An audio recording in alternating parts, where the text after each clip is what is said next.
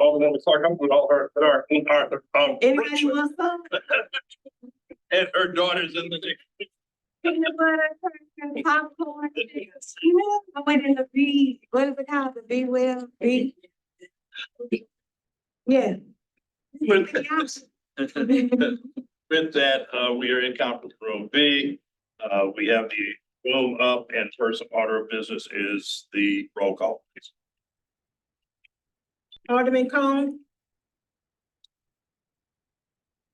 Alderwoman Clark Hubbard. Here. Commissioner Banton. Present. Commissioner Boaz. Present. Commissioner Bradley. Present. Commissioner Garmendia. Present. Commissioner Keon. Present. Commissioner Williams. Present. Okay. Chair Strawley. Present. And you have a form of 8. Thank you for that. We have really three, first order of business is the approval of the minutes. They were sent out electronically. Hopefully you've had an opportunity to review them. I will entertain a motion to approve the minutes as they were submitted. Move to approve. Second. It's been moved to approve by Commissioner Bradley, seconded by Commissioner Alderwoman Clark Hubbard. Call for vote, please. Alderman Cone. Alderwoman Clark Hubbard. Commissioner Banton. Aye. Commissioner Boaz. Aye. Commissioner Bradley. Aye. Commissioner Garmendia. Commissioner Keon. Aye. Commissioner Williams. Aye. Chair Strawther. That's a And we have, the motion passes with 7 voting aye and 1 abstention. and just for people who said me not saying, I had to be at short notice during the last meeting, so I could not have full minutes with that. Fairly short agenda. A few items on the agenda we dealt with. One, we'll have an update on the strategic land use, which Miriam will give us an update on that and then do some introductions. We'll have a short review of the timeline, major planning initiatives. Then a discussion item that is on the agenda. And at that time, depending on how long it takes us to get to that, I'll kind of set a time parameter or guardrails for that item so that we're not just running on and on with that. And then there's no action item beyond that, and simply a delegated item to be dealt with. So with that, the first order of business, I'll turn over to Miriam, Yes. and you can go from there. Yes, and I am lucky also to be joined by members of the consulting team here in person with me. I'll hand it over to them in just a moment. Miriam, I'm just gonna ask you, use your outside voice. Outside voice. Yes, yeah, use your outside voice inside. Share. Okay, one moment.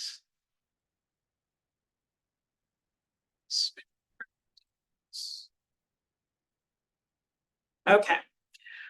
Well, here we are. We have been at it with the planning team for several months now, working on this major update of the strategic land use plan. And so we thought it was kind of a good time to provide the commission a little update. So You're not sharing that. oh, I gotcha.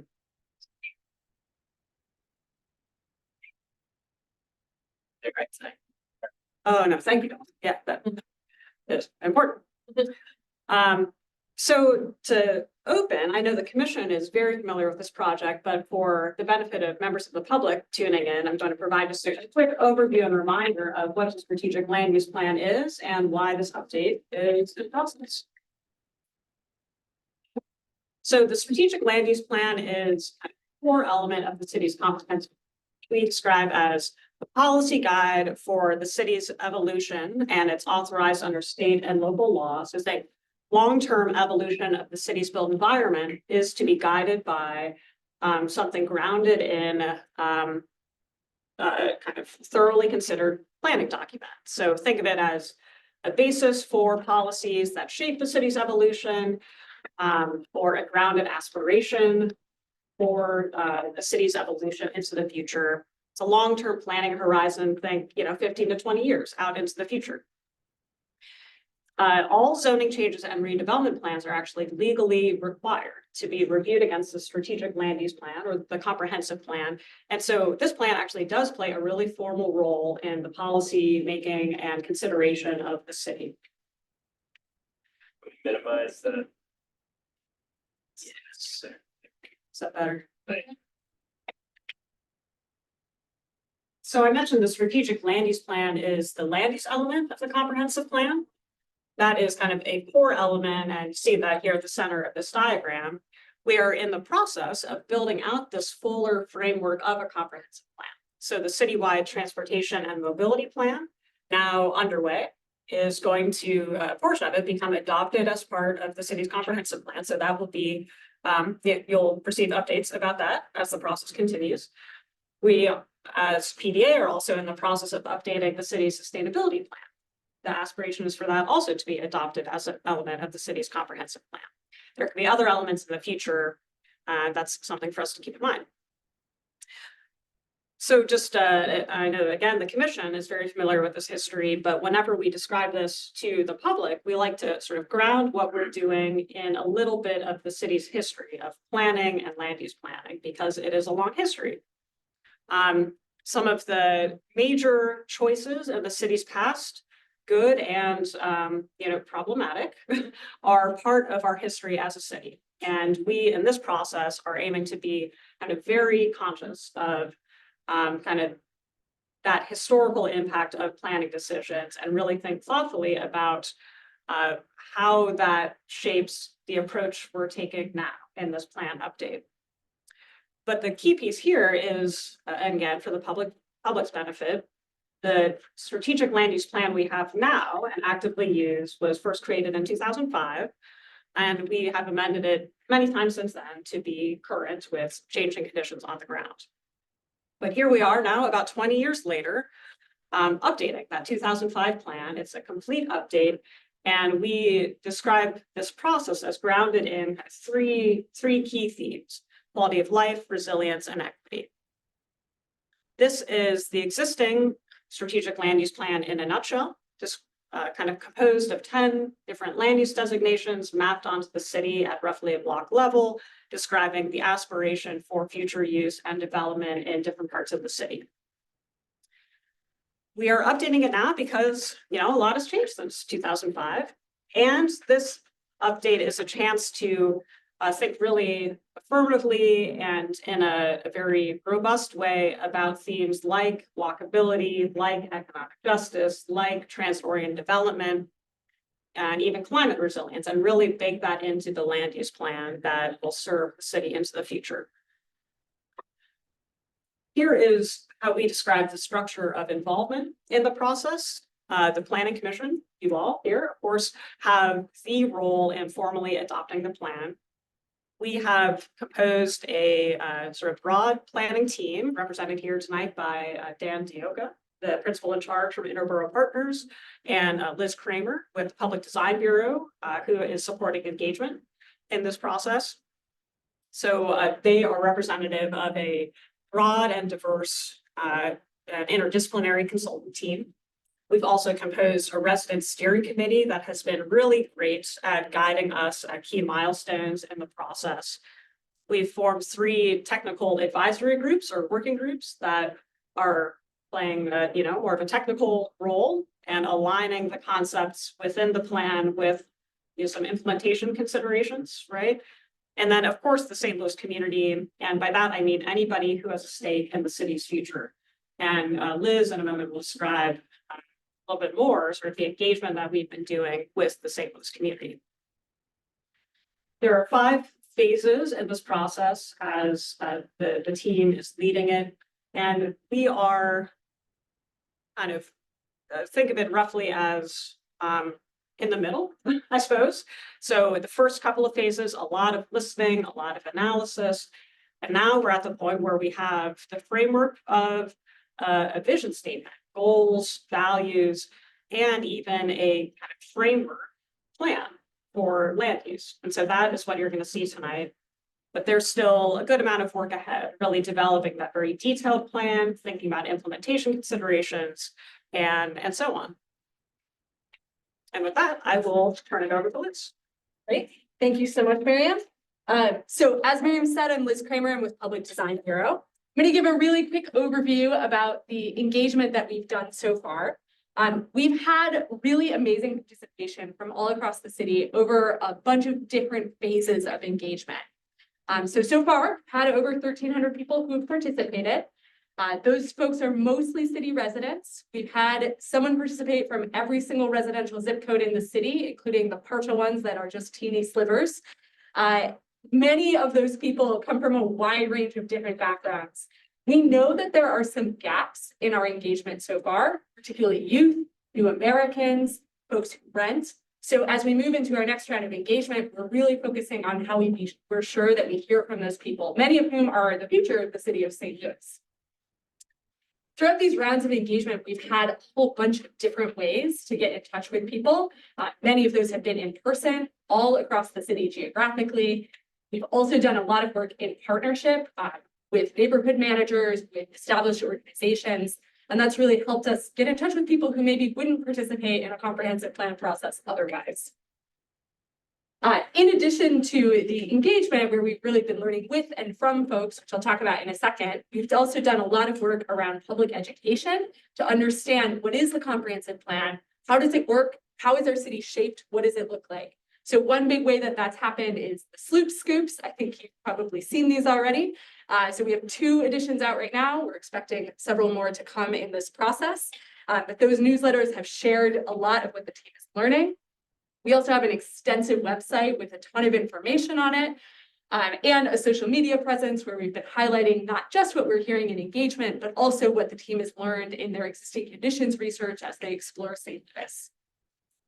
So I want to highlight just a little bit of kind of how this process of engagement has worked.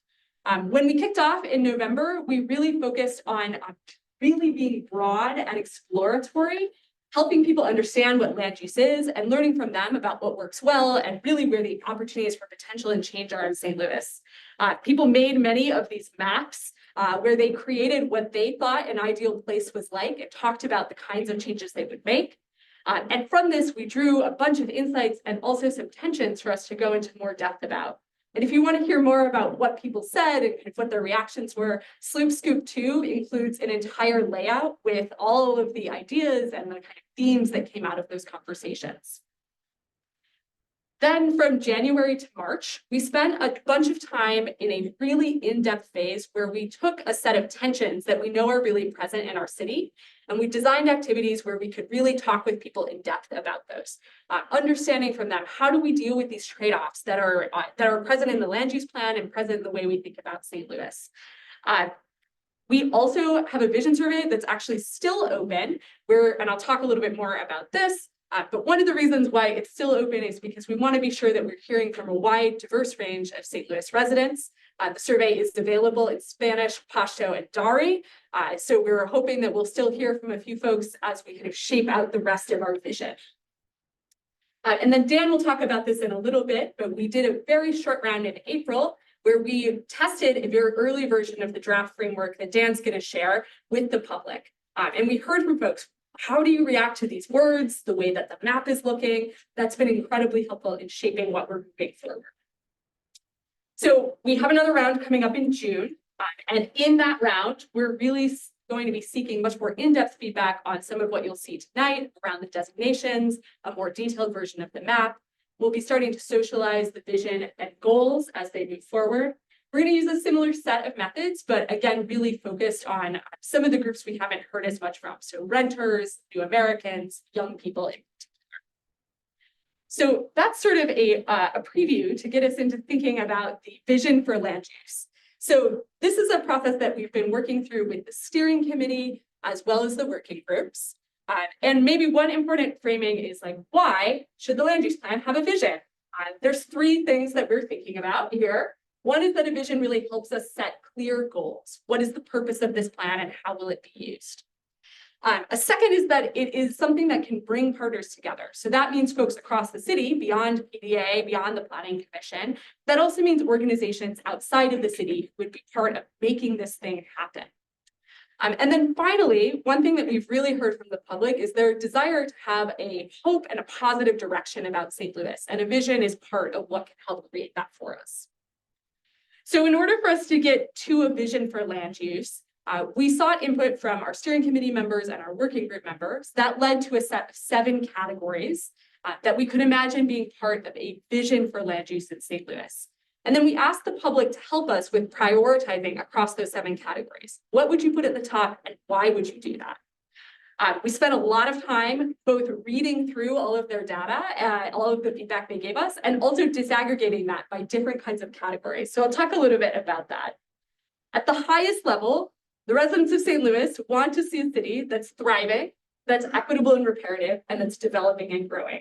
And this is how they were defined in the survey. Working with the steering committee, we've made some refinements to that.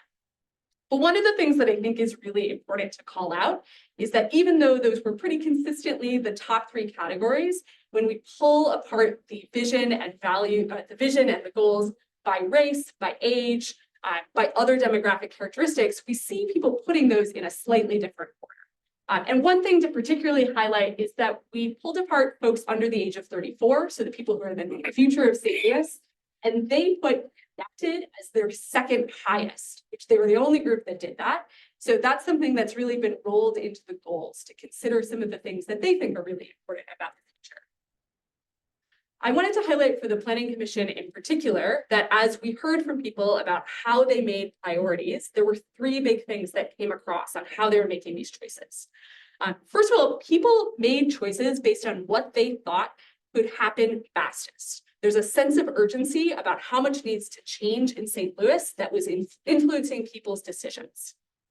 The second thing we heard is that people want to see the city build on its strengths. They talked about the historic character, they talked about our potential for climate adaptation, they talked about the strength of our citizens, and those were all things that they want to see the city build on. And then finally, we heard extensively about how trust is broken with local government. People don't trust that this plan will make a change. They don't trust that other plans will make a change. This even got back to who would fill out the survey. Some folks said, I'm not spending the time to fill out the survey. I don't know what it will, how it will have an influence. So keep that in mind as you think about where we go with the vision. So taking all of these things into consideration, working with our steering committee, we have a vision of St. Louis that will be a city that is equitable, thriving, and growing to the benefit of all current and future residents. By moving towards this vision, St. Louis will affirm its role as the economic and cultural heart of the region for generations to come. And one of the things that the steering committee really emphasized is that these 3 components of thriving, equitable, and growing are interconnected and they're dependent on each other. One doesn't come first, they all are related. And that land use is really a core element of how we move towards that. I'm not going to go into depth on the goals. We're still working on some wordsmithing with the working groups to finalize those, but there are a set of specific land use goals that support this vision that we're working on establishing a set of strategies to actually make this happen in real life. So I'm going to hand it over to Dan to talk about the draft framework that really draws from that. Thanks a lot, Liz. Thanks, Miriam. Honored to be here and have this chance to give you all an update on what we've been working on. It's been a couple months since we've seen y'all. So parallel to all this engagement, we've been doing an existing conditions analysis. And so this map shows population change, areas that are growing in green and areas that are losing population in red and orange. And the neighborhoods that are gaining population have a lot of things in common. So namely mixed-use development patterns resulting in areas with a lot of walkability. This is not surprising. This is something we hear again and again when we're out doing engagement. People don't want suburban swaths of parking. People want more walkability. People want to be able to walk to the grocery store, et cetera, et cetera. This is one of the biggest themes that we've heard in all the engagement work that we've done. So keep this in mind. It came out of this collage activity. But keep this in mind as we present our updated designations and map. As one of our goals is really to bring more people the benefits of walkable mixed-use development and transit. Right? So, okay, here it is. So here's the updated designations and the framework map. So say goodbye to BIDA, BIPA, ROSPIDA, SMUA. And say hello to central areas, nodes and corridors. So, this is a lot to sort of take in at once.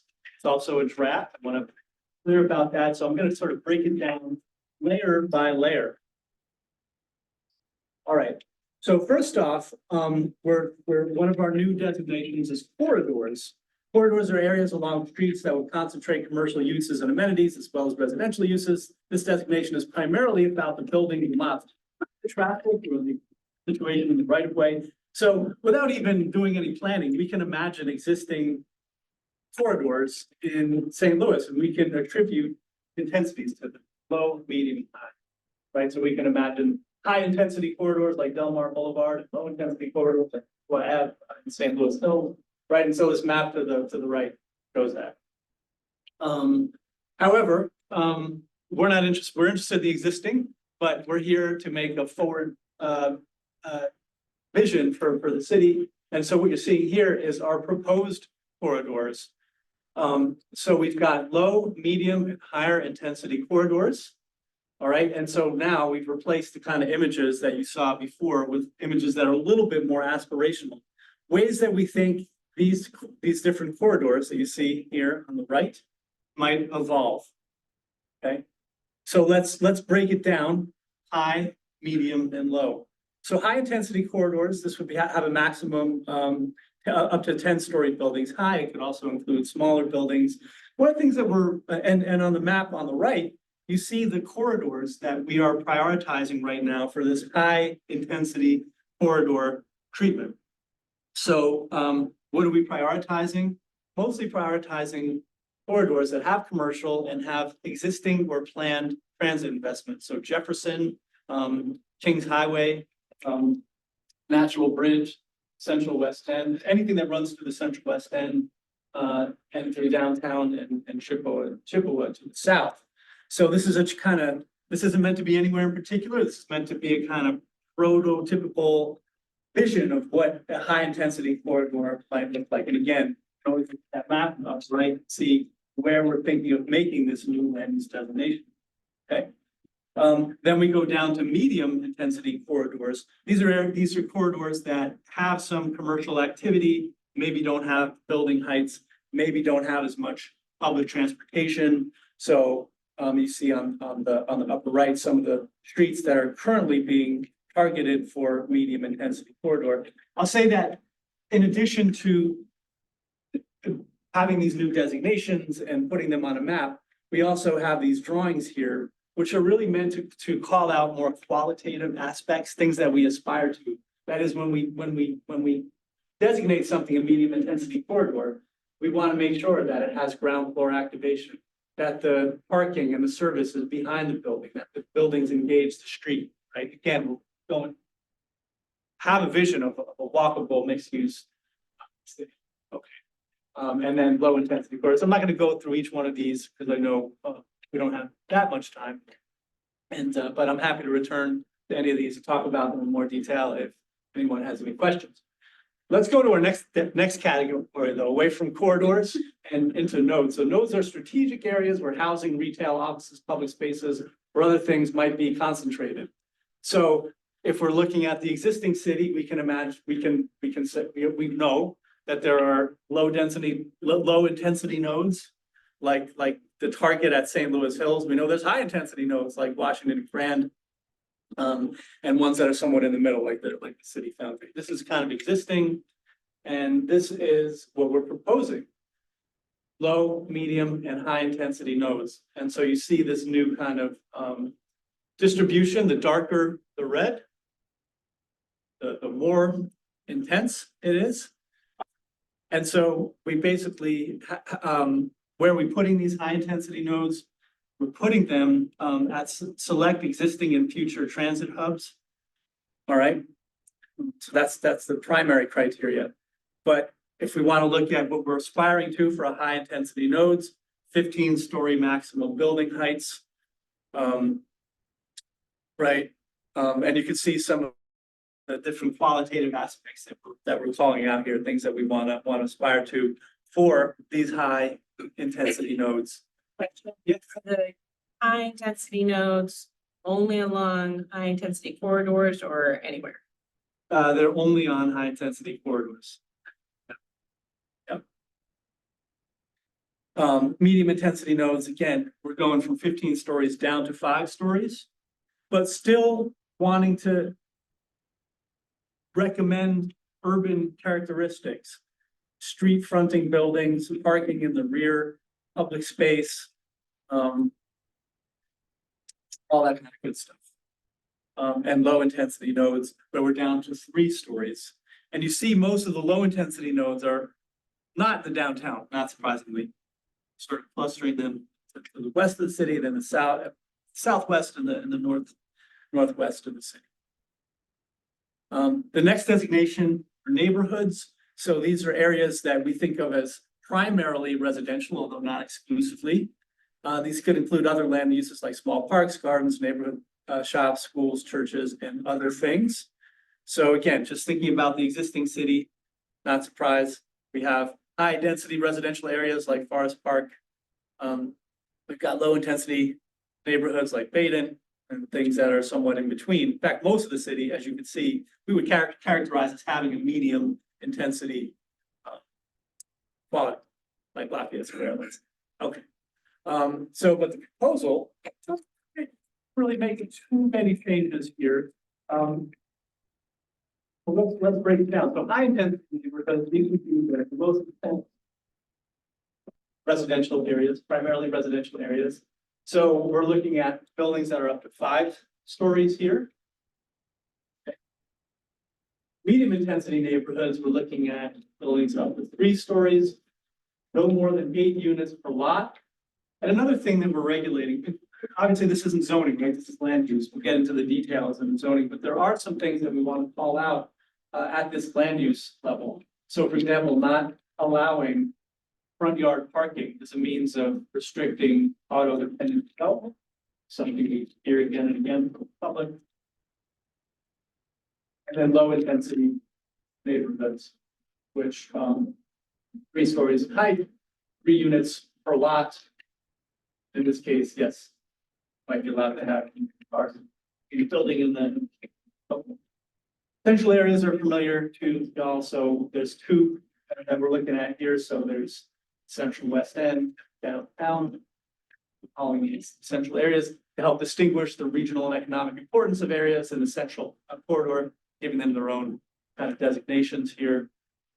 Green space is another designation. This map only shows parks and cemeteries, but in addition to that, we're considering, and I think after all our meetings this week, definitely leaning towards including another category for like other green space that could accommodate spaces like green areas that have renewable energy, like solar installations, urban farms, larger rain gardens, rainwater detention basins.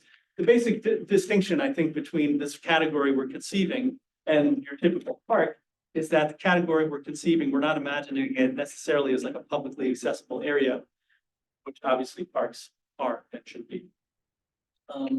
So industrial is an important category. We're introducing a flexible industrial category. So this will be less intensive than heavy industrial and may have the potential for mixed use development within it. And so if you look at this map, all of these kind of dark gray areas are what we're presently thinking of as flexible industrial. And so they're primarily like at the intersection or they're kind of at buffering the heavier industrial uses from residential neighborhoods. They're also, the flex areas tend to be in the areas that are on a kind of tighter grid, right? And then finally, we've got a category we're calling waterfront windows. We've heard from many people that the riverfront is underutilized right now. One thing we're considering is indicating some specific places along the riverfront that can provide views and access to the Mississippi River. Institutional campuses, not running out of time, so don't say too much about that. Anyway, so this is kind of the big picture. Just talk a little bit about next steps. This map is obviously somewhat diagrammatic. I mean, we're just looking at big circles, but we need to create a parcel by parcel map that gives a designation to every parcel. So what we're doing now is going and looking at these actual conditions. So we're gonna look at one, this is a random example. This is what we designated as a medium intensity node, Bradway and Jefferson. So here's the center point of that node. Well, if we look at that in terms of the current zoning, this is how it plays out. Okay, so like the corridors are F neighborhood commercial, there's some local commercial mixed in there. A lot of multi-family residential inside of this.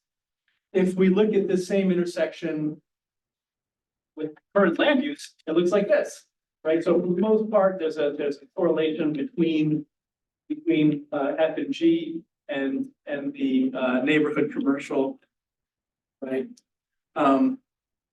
Now, if we just think about how it might translate into the new designations, it would look something like this, right? So this is all a draft, still kind of working through this, but where that node designation that you saw with tall buildings, that's really restricted to the kind of intersection, the place that feels really unique, special at this intersection. The rest of Gravois in this case gets the medium corridor treatment. Jefferson, because it's one of our high intensity corridors, because it is the future site of rail, gets that high corridor status. And basically all the residential in here gets medium neighborhood designation. So that's kind of the next step, and that's what we're looking for, is in addition to continuing the big map, right? Make sure usually we've got all the pieces in place. Next step is to really dig in, figure out parcel by parcel how this will all transfer. Okay. Dan, before we go any further, if you Wait a minute, would, there's gonna be applause. before we go any further, just for the record and audio recording, I don't think you introduced yourself and you, and you do that so that it's recorded. Been a good place to start. It's Dan Dioka and I'm with Interboro and we're the. All right, thank you.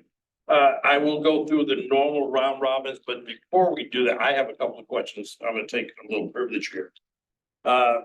One thing is you mentioned green spaces include parks and cemeteries. If you can go to that slide.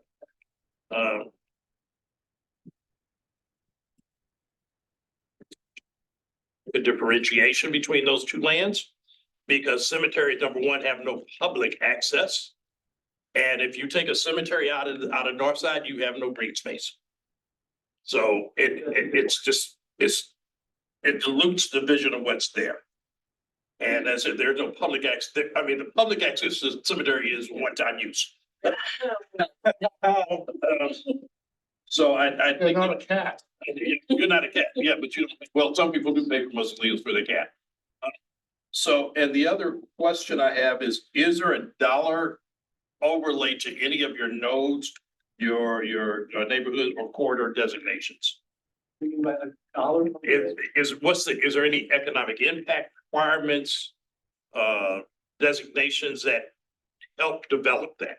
Because it's great to have a high density node if it has no financial impact into a neighborhood. Yeah, well, so that's a great point. So we're looking at a couple things. Right now, we're trying, first off, one of the analyses we're doing is we want to make sure, especially when we have a high intensity corridor, say like Jefferson as an example, right?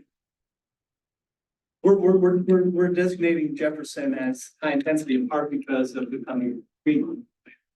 We want to make sure that we've got the density that's going to support ridership, but that would also, we have the population to support the kind of, higher density retail services that we're anticipating. One of the things we're doing now is just looking at the numbers and imagining on the residential side, if this all got built out, right, according to land use plan, how many people would it have? Is that enough for ridership? How big of a node? How much of a catchment area is that? Right. The other thing that we're doing is that, and this came out of a conversation yesterday, is that we're starting to, we don't mean to conflate these nodes with priority areas. In other words, it could be the case that in addition to this map, we have, an overlay that points to areas where we might want to steer future investment.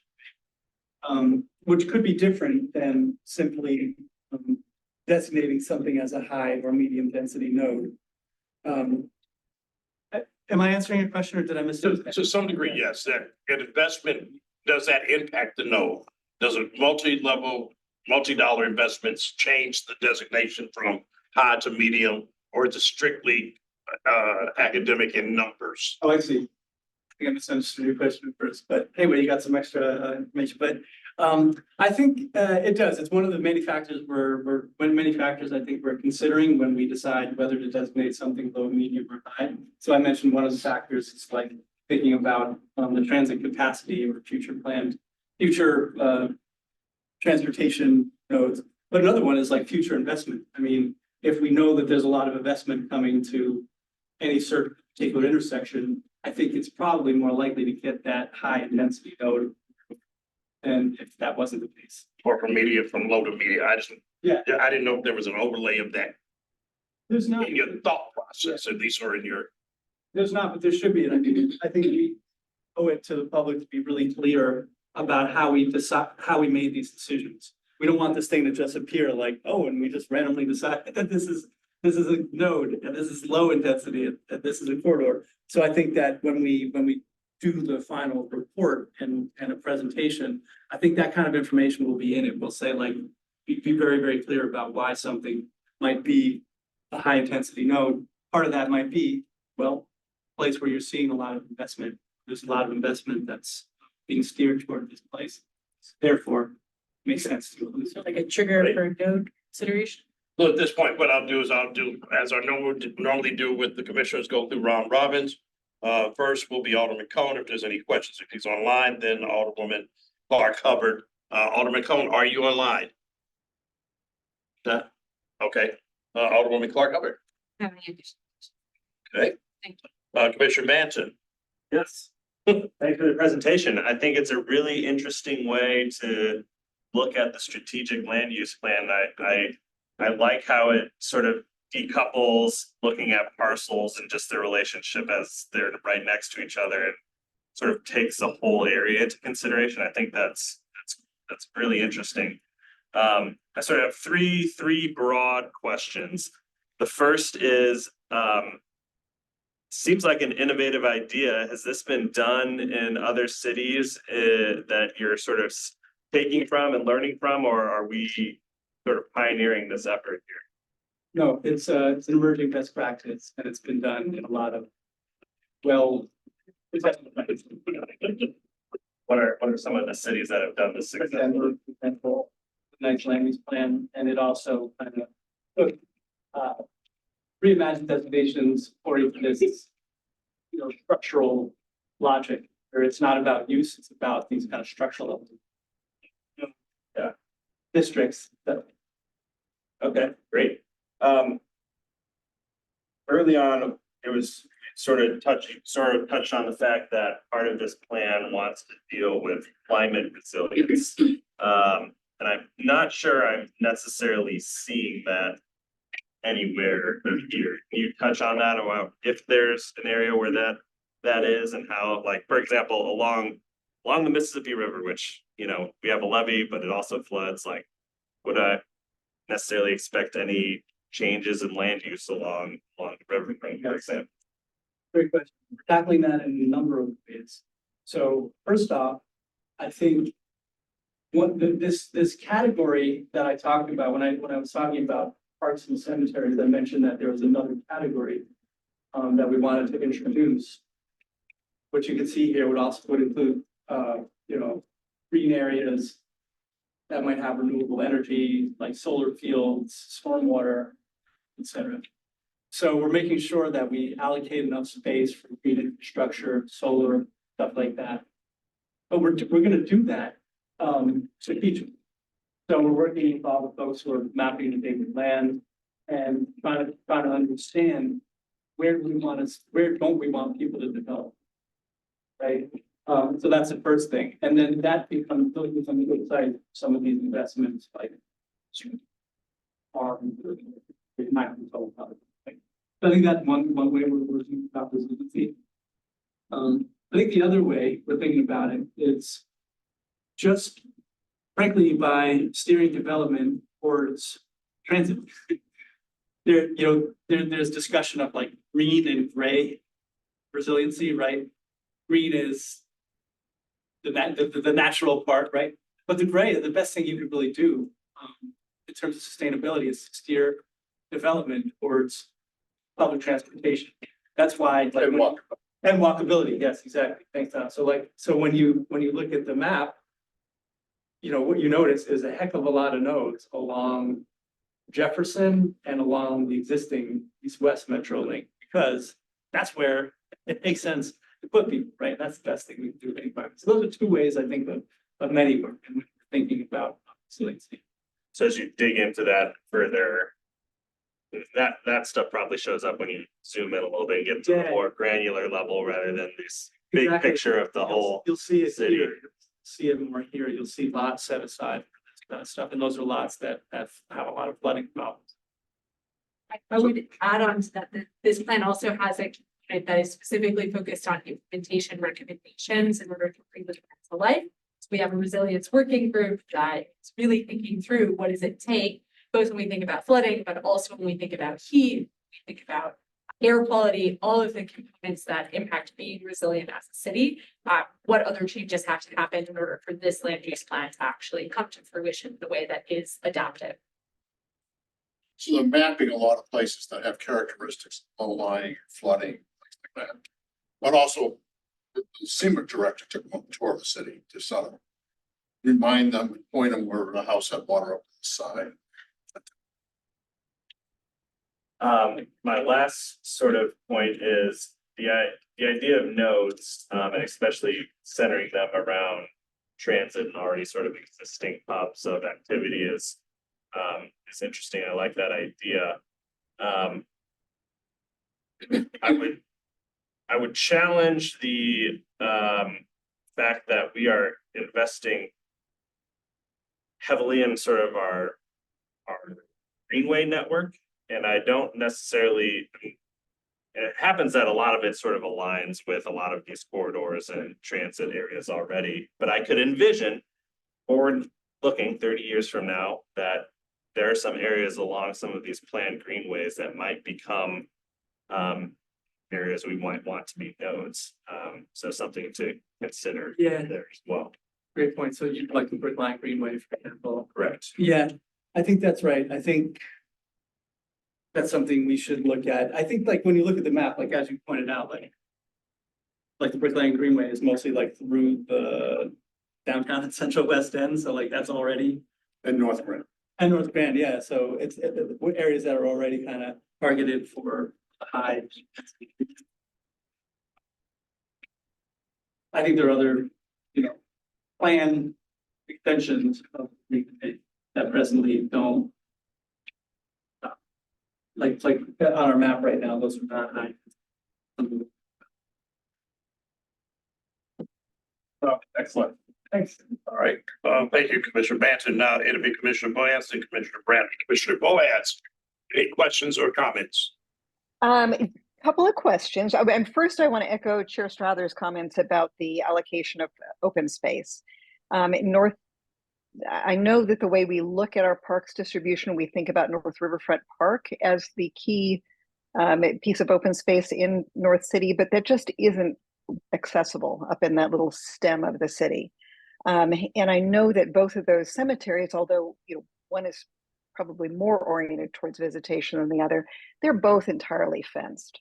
So you're talking about one point of entry. So there, even if we change our kind of approach to cemeteries to be more like a, I can't think of the name of the cemetery in Boston, but we just don't recreate in cemeteries the way some other communities do. Plus, they're not really accessible. So I just think we need to rethink. I know we're not funding our parks department in a way that they could have another park in North City, but I think it needs to be given some serious thought. The other thing I want to ask about is there a population increase that's implied by this map? And if so, tell me a little bit about that. Yeah, we were in reviewing the older plans, like you look at the 47 plan, there's a big page that says by 1970, St. Louis will have 1 million people. So that's like the big presence of the plan. And we're not going to make such a bold proclamation in one direction or the other. Yes, I mean, I think that there's a gamble on St. Louis embracing what's great about it, and which is the density, the walkability, the history, the mixed-use development, the transit. And it's not going to get back to, it's not going to get to 1 million people. It's not going to get back to 800,000. But I think that if by creating good places, there's a reason to be bullish that St. Louis can regain some population. Yeah. So Tracy, there's a corollary to that of some of our thinking, is that we might actually put a date on this plan, that is the 2040 plan, 2045 plan or something. Just one, to remind us we might want to take a look at it, at our plan, when we get to that.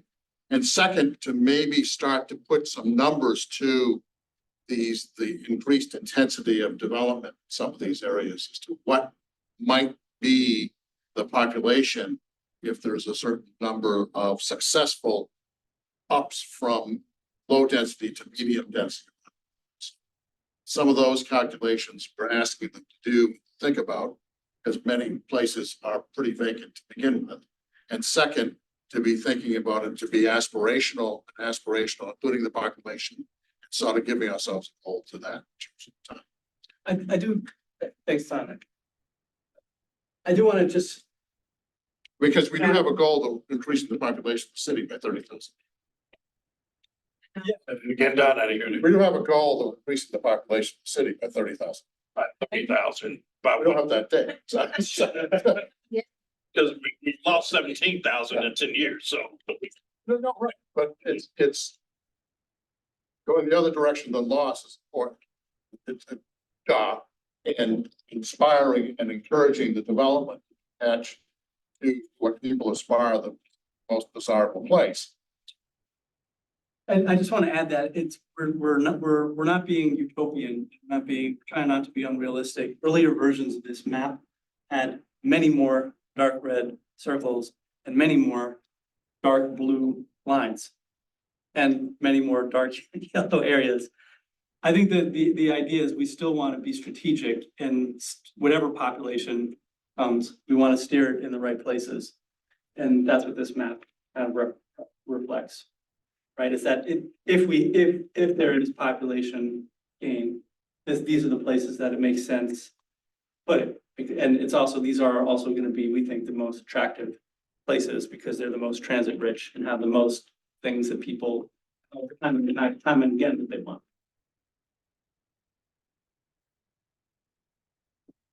If you're talking, Tracy, we couldn't hear you. Oh, I wasn't talking. Thank you so much for those comments. And that's all I had in the way of questions. Thank you. Commissioner Bradley? Yeah, I was interested in Commissioner Banton's question about other similar sized cities that have implemented this in the past. Can you give a couple examples of other cities? I know you said that cities do it. Did I miss you say which ones? What do you mean by in particular? Are you referring to this particular way to? Yes, this conceive of a methodology, city? correct. Yeah, I did cite, well, first off, I did cite that, I did mention that this is like an emerging best practice. And the example that I gave was Blueprint Denver. But I think if you look at, like Atlanta's new plan, I think if you look at Austin's plan, Memphis's, let's see, Charlottesville's, you will see some of these categories applied.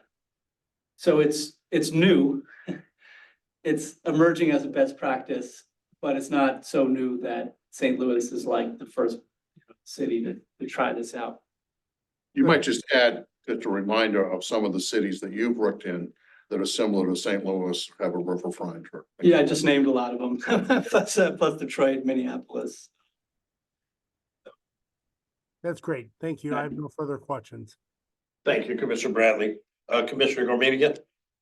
Well, thanks so much. It's really promising and I'm excited to be able to use this as planning commissioners. I think it's so intuitive to talk about the nodes and corridors and neighborhoods.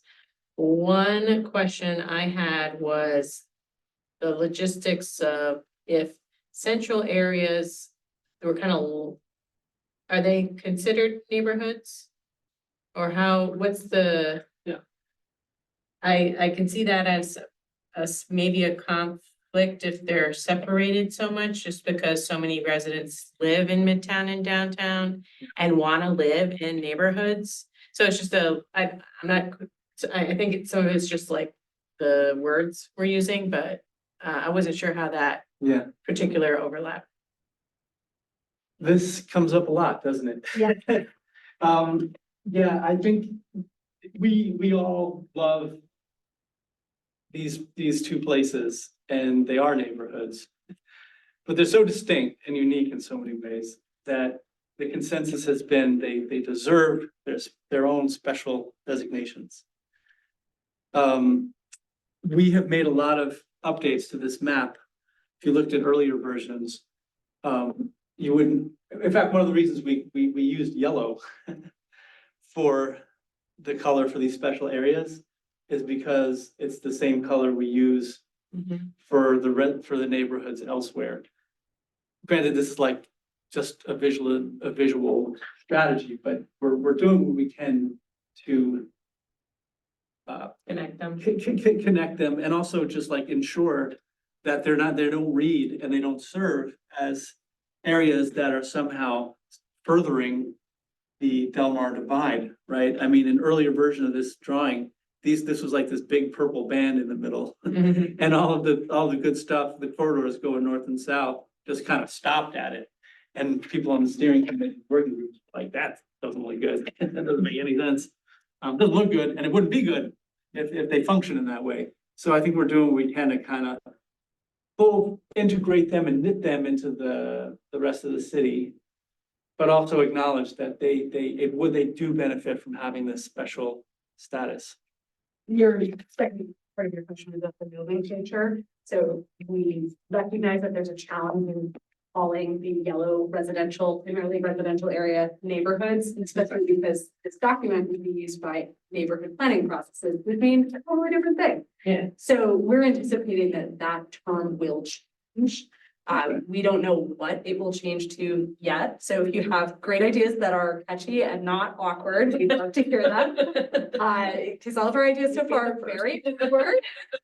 But that is, we are expecting that this will be named something that really captures the essence of being a primarily residential area. House places. Yeah. Other places and. Like, Yeah, and also a lot of debate about like, density right, it's density right, it neither has seemed entirely right, but intensity has seemed more right. And that's where we are. And my other question was, I think related to some of the other points made by my fellow commissioners, which is, we can't really predict the future. Obviously, this would be a totally different plan if we were expecting or planning on shrinking. But I do think it would be a helpful tool to have it laid out for us on ways that you can upgrade or downgrade nodes and corridors. Just what are the triggers? Just since there's going to be change over time, this would make this more, we'd have basically a playbook. Yeah. For voting as a commission to upgrade or downgrade the intensity of a node or corridor. And one thing that came up in our work sessions yesterday is like a version of that very idea, which is kind of I mean, maybe not a checklist, but like a list of like, hey, on this frequency, ask these questions, and that could guide future amendments on some regular basis. So one of those things, of course, would be like neighborhood plans, but there are probably some others that to capture sort of development and market dynamics and other things that will certainly change. I mean, because I know so much of, you know, at least the zoning part of it is, it's a balance between aspirational signaling and what we want to attract to that area, and also market pressure. So what is the data points that are, what's actually happening? So I think we would need kind of triggers in both of those areas. I think that would be the kind of changes we would be pressured to make in either one of those. And trying to create some market opportunities for areas that are underserved by amenities. It's tricky. That's all my questions. Thanks. Okay, thank you. Commissioner Killen. No, this is interesting. It's a lot, and I think I'm gonna need some time with it to think of additional questions from what people ask. But one of the things you or Miriam said, sorry, you as in Don, not Don, Dan, wow. Miriam, one of you all said, do you call it density or intensity? I guess, what are other cities calling it?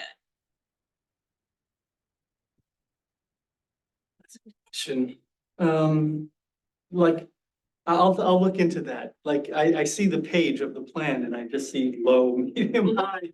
I don't know that what they actually say. But it's a good idea to look at the precedents and see how other cities do it. We've really been going back and forth. My current favorite idea is just literally low, like literally low, literally medium, literally high. Like, we're talking about heights. Because that's actually, you know, when you flip through these drawings, that's what's changed, that's really what's changing for the most part. Right, parking. Yeah, so, but we'll look at precedents. Use of time of day, What's that? volume of use at time of day, how intense things are happening. Yeah. Doesn't quite roll off the tongue, but. But something like that. I guess, Liz, were you thinking something? Your eyes twitched. Reading your eyes. By the density intensity debates. That's several months. Yeah, no, it's interesting things. Definitely want to sit with this and think about it more. I don't know if I like low, medium, or high alone, though. To your point, I feel like if the everyday person heard it, they'd be like, I don't know what you're talking about. And if you're in a neighborhood and you're low. People are happy about that. Maybe I'm a low neighborhood. What are you talking about? Because you won't build a 20-story in a neighborhood. I mean, it just will not happen. So you'll never get to that high, like you said, height level. But is low density different than low intensity? Yeah. And we've had neighborhoods that have high intensity 8 to 5 and very low intensity after 5, which is not necessarily the best thing. So, Big shopping center. yeah, and downtown suffered that for a long time too. That's a good point. So then, as I said, for the average person sitting at a forum, are we confusing them or misleading them in that they're not sitting around having this conversation? So with that, Commissioner Williams, I'm sorry, Reed. No, I'm good. Okay, Commissioner Williams, any questions? I don't believe he's on. Okay, he's been in and off. So with that, one other question, I think it was Commissioner Garmedia may have mentioned this. Do we put a date on restructuring and redefining a plan every 5 years, every 7 years? Like a strategic plan has a 5-year life, Yeah. and then you're redoing it. Or is this just a perpetual session and then we end up with a binder with 500 pages instead of a second process? What's the best practice in that, Don? I think the way we want to do it is we don't want the plan just to fizzle out. So we want to have some point when we revisit and come back to it. And in the meantime, it might be annual or biannual updates that kind of ask the similar set of questions each time. Yeah, I definitely understand biannual updates or so, or should it be tied into the year after the census that after you look every 10 years, you're looking at your numbers, now you're reassessing your plan so that, you know, your aspiration is not so great that it's not, you know, functional in those periods. Shane's waiting to get in. If you can let him in, Alderman Cone. Yeah, so some places have indeed an aspirational number saying that the plan we've created is for good to, or should help guide things to the year 2040 or something. Okay. I do know Alderman Cone did have a question. Pardon? Alderman Cone did have a question. Okay, certainly. Alderman. Oh, okay, Alderman Cone, welcome in. I was right. You were right. Alderman Cone, you have questions or comments? And if you do, you're muted if you're talking.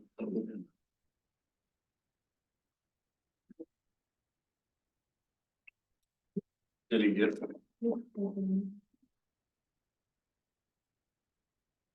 Alderman Cone, are you? Thank you, Madam, or Mr. Chair. I don't have any questions at the moment. I just rejoined. I've got to catch up. Okay, thank you very much, Alderman Cone. Welcome in at that point. With that, Dan, thank you for your presentation. As I said, I think Commissioner Young said, Kevin said it best. We will need to chew on this and dissect it and digest it and really get into it. 20, 30 minutes is not enough time to really take it all in, which was, 30 minutes. So thank you for that. I think we'll have more conversations, as you said, and staff will bring more back to us on that. One thing I'd like to ask the consultants is to describe, we know the various things and the outreach and stuff that we've been doing. And you talked about the revision from the graphs. What's the next 3 months? Is it thinking and reflecting? Is it specific tasks? What's going on? It's drilling down. It's drilling down. So, as Liz mentioned, we're gonna be going these designations to people who maybe live near where we're making these recommendations. And then, so it's really like where those last couple slides, this is where the rubber starts to hit the road, where it's not just some abstract dot on a map, but it's a abstract color on it. No, but I want to start having these conversations about this. Can you imagine this image here? Can you precedent? Can you imagine this here? Like that? Represent your own aspiration. So drilling down.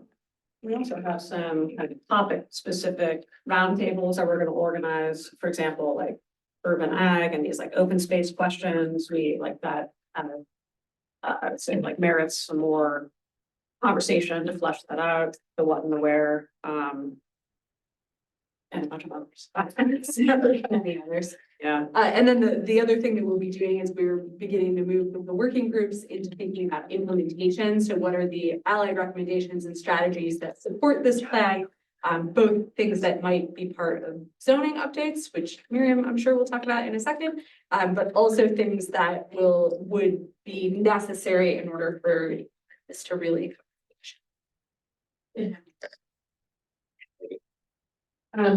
So one thing I don't know if this is a quick question, but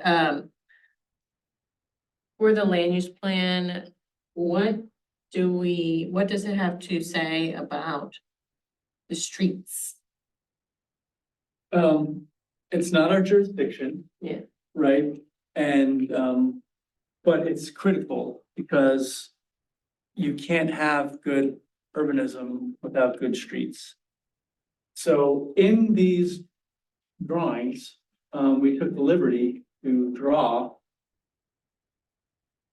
things in the streets, so curb bump outs and street parking and medians and all kinds of good street stuff.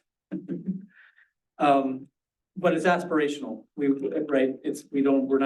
Our jurisdiction is what happens on this side, not this side.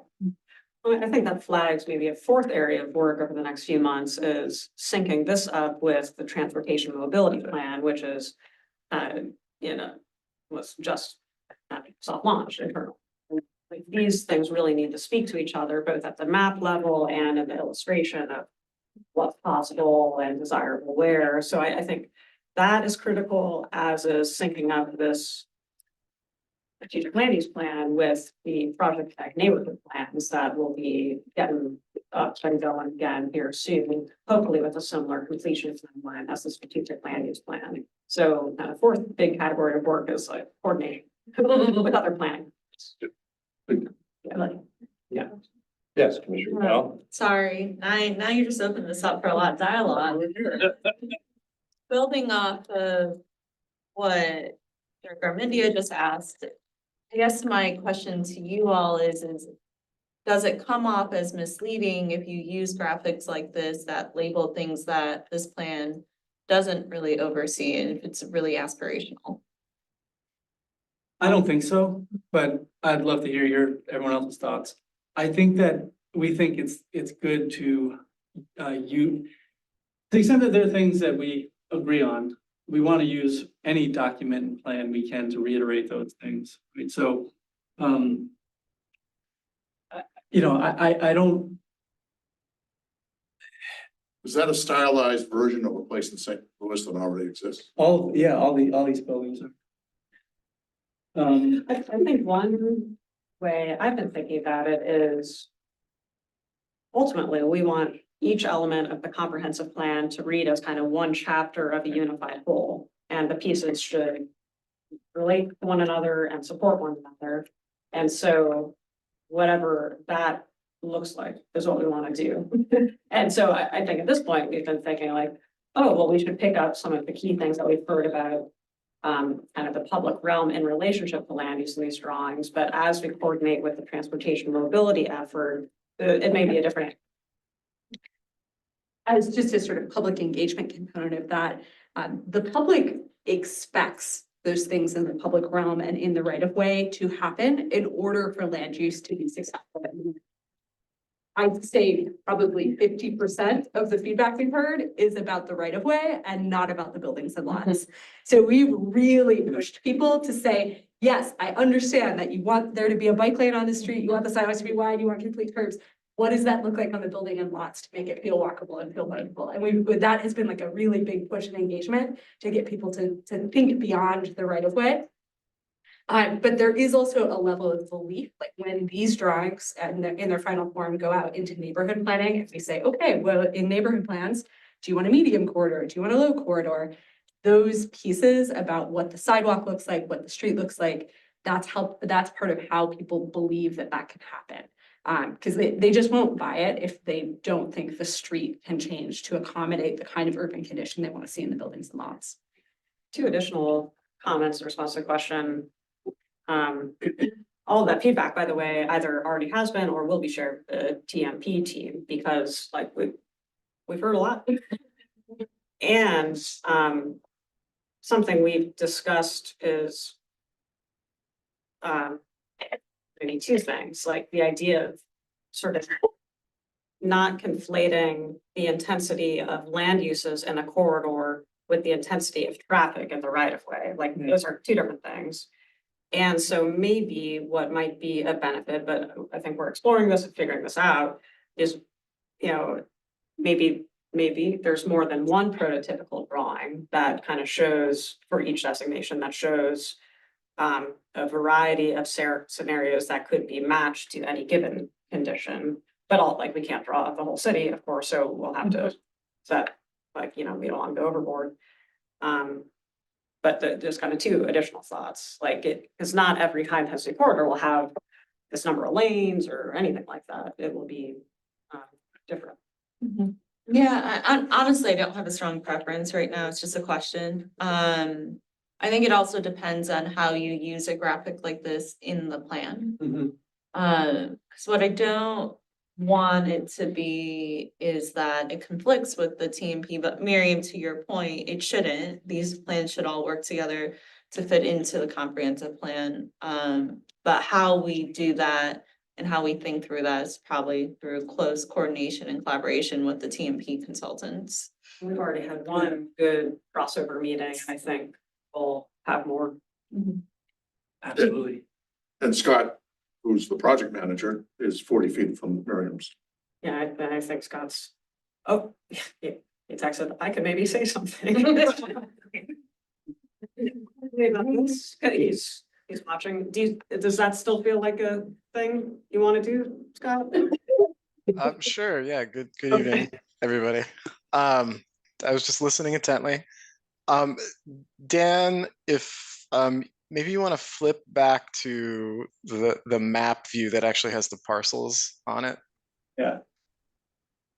So to get to Commissioner Garmendia's question, so here we can see, yeah, there we can see the roadways are basically white space, right? They're blank.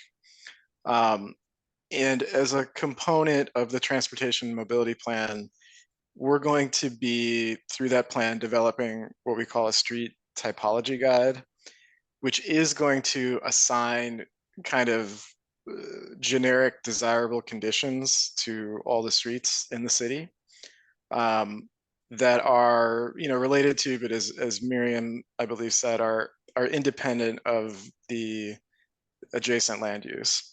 So we'll be kind of mapping on to this map, what our ideal street network looks like and the desirable features in those streets.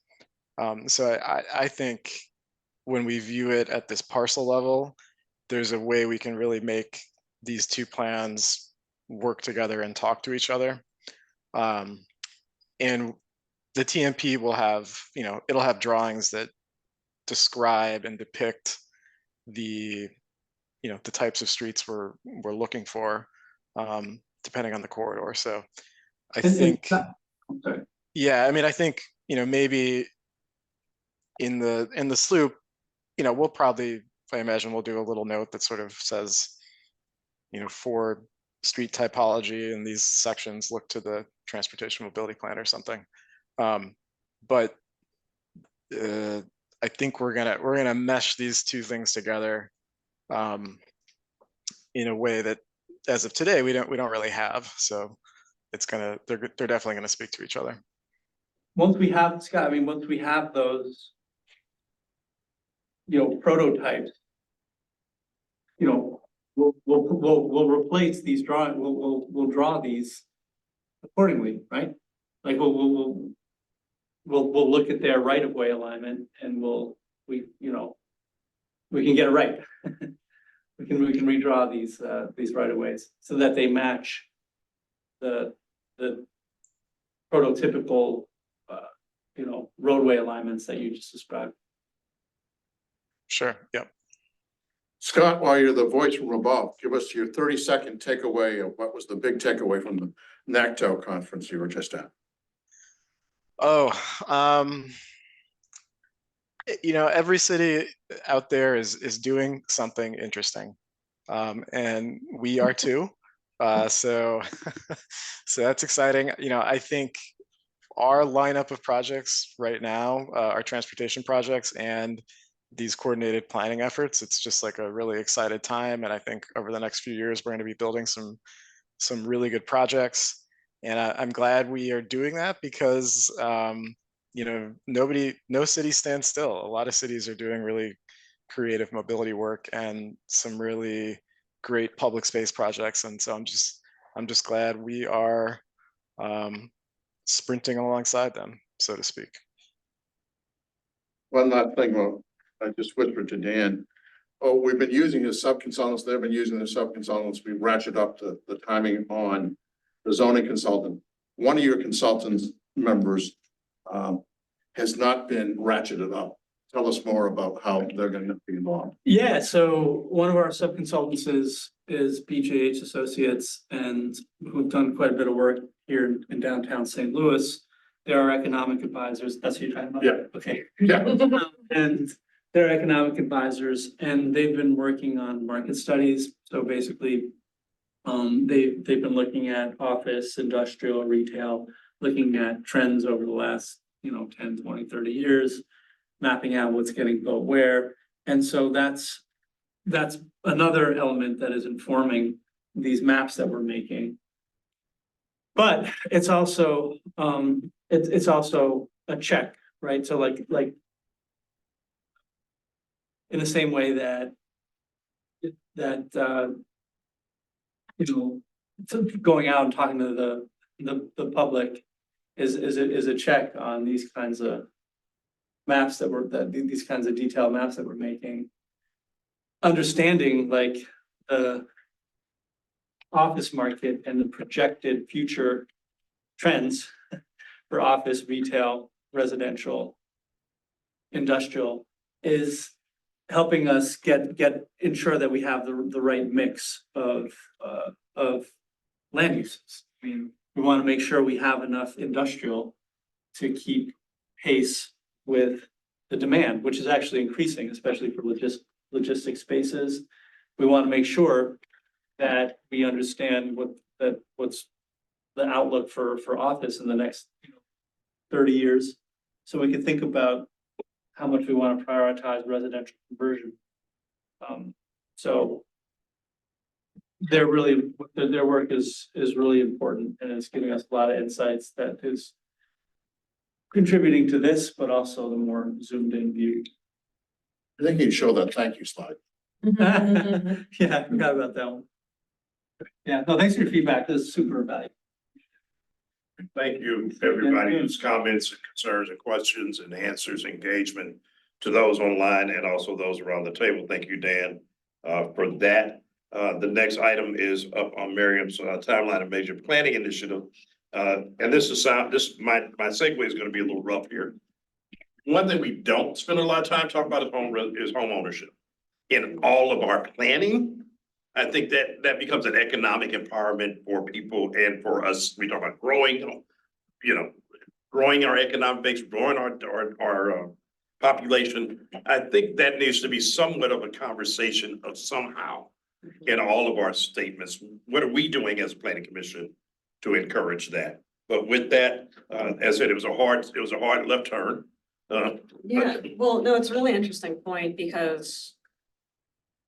Well, maybe I'll wait to queue up this point until just that it's actually not going to be represented on the slide I'm about to show, and I'm going to share the right screen. Get ready for it. But PDA will be participating in kind of ongoing work across departments in support of a broader housing strategy. And so I don't know that we have too many details yet, other than to affirm that I think the role of planning and PDA in housing and housing conversations is very important. And I think there will be some work on that, even if it's not kind of PDA led work, so to speak. I think we just should have some kind of fingerprint on that conversation to whoever owns that lane. Okay.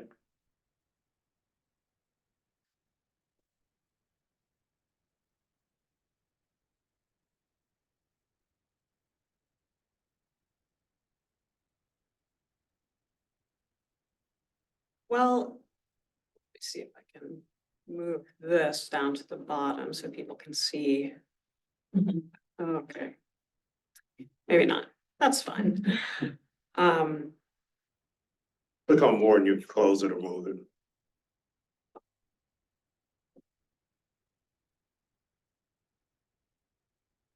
Oh, thank you. Hide floating. Okay. Well, I just thought with the update on the strategic land use plan that it would be good to sort of take a step back for the commission's benefit and share sort of the big picture of what is on PDA's plate, in many cases in very close partnership with other parts of the city, but also to, I think, clarify exactly the types of work that the strategic land use plan will queue up and relate to. So the commission has received, I think, updates about almost every piece of this, but in a sort of piecemeal way as updates have been current or available. And so I thought it would be valuable to put it all on one big picture here. So what this slide shows is a rough timeline for all major planning initiatives ongoing this year, and that will flow into next year. And it's organized into kind of citywide and general planning, neighborhood planning, and then the work of other PBA divisions like the Cultural Resources Office and the Sustainability Office, which I know this commission doesn't directly oversee, but much of that work is very closely related to the work of the commission. And the sustainability plan update itself will be at some point something that comes before the commission. So taking a step back, of course, the strategic land use plan update has been happening for some time, and we are still targeting the end of this calendar year for formal adoption. That's still the schedule we're on. And something I don't think we've talked about specifically, but that is really starting to become, it is going to be very real, is that the strategic land use plan is going to create a foundation and in a way sort of blueprint to then guide a holistic, complete update of the city's zoning code. So we've kind of been calling that the overhaul of the city's zoning code. And something that we may not have mentioned to the commission is recently the city reallocated some American Rescue Plan Act funds for this purpose. So there is a good amount of funding now for us to proceed with this. And actually, because of that source of funding, we will have to procure the consultant support for that within this calendar year. And so that's actually, it's becoming very real, and it is a very exciting thing that will be a huge part of implementing the strategic land use plan. With, of course, the idea being, once we have a clear vision and clear goals for land use, that then we should update our rules to align with those goals. And Marion will be the project manager for procurement. And it will be I've noted here, in close partnership with the zoning section, because of course they are, very, very intimately familiar with our existing code and zoning administration in the city. One sort of front-loaded piece of the zoning code overhaul is something that we described and sort of alluded to in the context of the text amendment related to transit-oriented development, but that is beginning to create an overlay specifically for the Green Line corridor because of the, real potential and the timeframe under which that project will move forward. The time is kind of now to start to shape development in those places around those stations. However, as we discussed in the context of discussing the TOD text amendment, that will not be completed until, oh great, Evan's back, until it can be fully informed by, of course, the citywide strategic land use plan, as well as the neighborhood planning in the Project Connect area, which has a significant overlap with land in that corridor. But that is something that will be underway soon here. Kind of first the technical work, a little bit behind the scenes, and then kind of through the remainder of this calendar year, and then early next year, doing the work of really blending that into all of the other planning and doing more engagement around that before it comes to the commission for consideration. The transportation and mobility plan, and again here noted in, the very, very close partnership with the Board of Public Service and Streets, and Scott was describing some of that process. That is also something, of course, that we are trying to sync up with the strategic land use plan, and that will be, it kind of just had a sort of soft launch and will be continuing for the next time. Something that we've been doing, and of course the commission has been very closely involved in this, are smaller updates to the zoning code here in the meantime. So with the knowledge that the zoning code is about to be rewritten, there are some opportunities still in the near term to sort of address what we've been terming some kind of lower hanging fruit, right? Like issues that we know are issues and that can be realistically fixed here in the near term. But again, with the knowledge that we're about to make some big moves with the zoning code overhaul, and that will be a more complete rewriting and reframing of the code. The neighborhood planning, of course, you're very aware of the 3 clusters in which PDA will be leading neighborhood planning processes here in the near term. And by the way, this will continue past these. I just didn't draw it in. And the Project Connect neighborhood planning, of course, kind of being overseen by SLDC, but PDA will be a partner in that work as it picks back up. That's been kind of on pause for a minute, and then a procurement process to kind of rehire a consultant team to lead that. That's still somewhat underway, but that will be picking back up here. And hopefully, since a lot of engagement and study and analysis has already occurred, the idea is to pick up roughly where they left off and finish those neighborhood plans. And then again, that really needing to be synced up with citywide planning and the form-based code specifically around the green line. Things we may not have. Practical thing, looking at the neighborhood planning, because we have some folks in the room that participate in our selection. So the 3 bottom ones, the Greaterville, Kingsway East, Walnut Park East, Walnut Park West, Mark Twain, Baden, and North Point.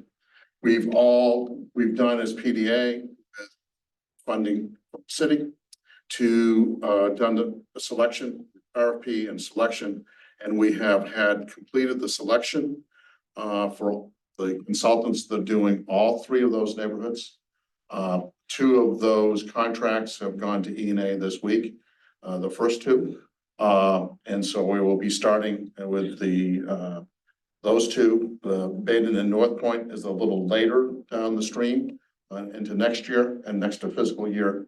But the consultants have been all selected for those 3.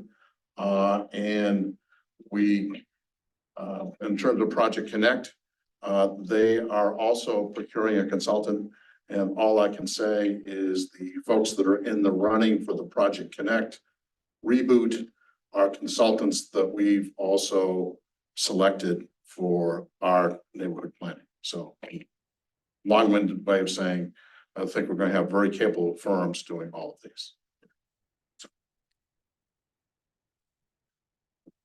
And some other things down here on the bottom of the slide, I think is being cut off, at least for commissioners here in the room with us, but there is also some work of other divisions within PDA outside of the planning division that is really exciting. And like I mentioned, in some ways closely related to the other planning work that's underway. So one that Don has mentioned previously is that the Cultural Resources Office will be working with a team to review all of the 18 separate local historic district standards that the city has, which are all written at different times, that have different content, different standards, to create a template that will help standardize those sets of rules and standards as they are updated into the future.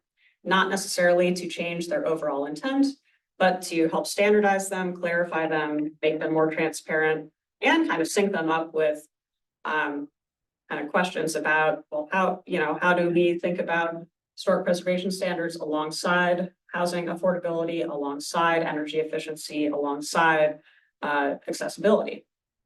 Some of those things can sometimes be understood to be in conflict, and we want to, my understanding of the Cultural Resources Office is that this template is an opportunity to kind of resolve some of those tensions.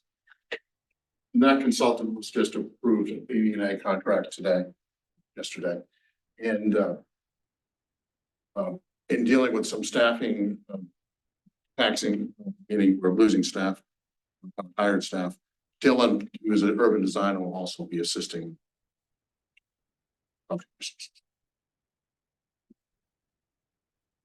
I know we've mentioned this too previously, but the sustainability plan update will be an update of the 2013 plan that will be really focused on having a framework for implementation of the plan. So that work will be underway very soon here. The consultant has been selected and contract approved. That is very exciting. And again, good timing here, maybe for some of the themes that we've heard in the strategic land use plan to key up some of these sustainability conversations. That again, the aspiration is for that to be adopted as also an element of the city's comprehensive plan. Then the final thing that's kind of cut off here at the bottom of the slide, but I thought it was worth sharing with the commission as part of the broader context here, is that St. Louis was selected as a Bloomberg American's Sustainable Cities Initiative city, which means, among other things, that the Bloomberg will be providing the city with 3 full-time staff people to help advance environmental justice work in the city. And the city sustainability director, Alicia Russell, will be helping to guide that work. And again, just a really exciting time in the context also of the sustainability plan update and everything else going on. And her office is 3 doors down from her. So yeah, with the strategic land use plan update, I thought it might be a good time to kind of put all of this in context of what's going on and think about how all this fits together. Thank you, Miriam. I'll just say any questions for her on this. I won't even round robin. Commissioner Granigan. Just one comment, which is about the near-term zoning text amendments. It's stopping at the zoning code overhaul, and I think it would be more realistic that the planning commission would still be seeing near-term zoning text amendments, even while that's going on. Though less, right? Yeah, I think it's definitely something the commission could think about. I think so the zoning code overhaul process, we haven't written the RFP. We don't know exactly how this is going to be framed, but it's going to be definitely not a short process. Yeah. And so like, you know, I think it will take, I've been thinking of it roughly as a 2-year process because it does involve, I mean, very careful technical work and also merits very careful community engagement and education, and stakeholder engagement and education to do that right. So yeah, this is going way beyond this. And so, yeah, I think this could keep going, but I do think there's something for the commission to consider is at some point, as we get close to having a new code, we want to kind of, as a city, sort of cut ourselves off in a way, just so that the focus can be on conversation around kind of big changes underway, and that we don't find ourselves kind of confusing the community with a couple of separate streams of engagement and conversation around zoning issues. And I do think that that's it doesn't have to be a cutoff, but I do think that that's a tension to explore and consider that. I think both from a kind of point of view about the city's focus and attention, and also just the community's clarity about what might be changing and why and how and when. We'll just need to be thoughtful about how those kind of 2 streams dovetail. And one of the things many of you asked Dan was where his firm has done things in other cities or whatever learned from other cities. And we can truthfully say that our overall zoning code is behind the times. We did at the same time Denver was moving to a form-based code, we tried to do that. So we have form-based code as an option for parts of the city. And that's a good thing. But this overhaul was long overdue, and there are many other cities to learn from. Okay. As we get into, thank you, Mary, for bringing us up to date on that one.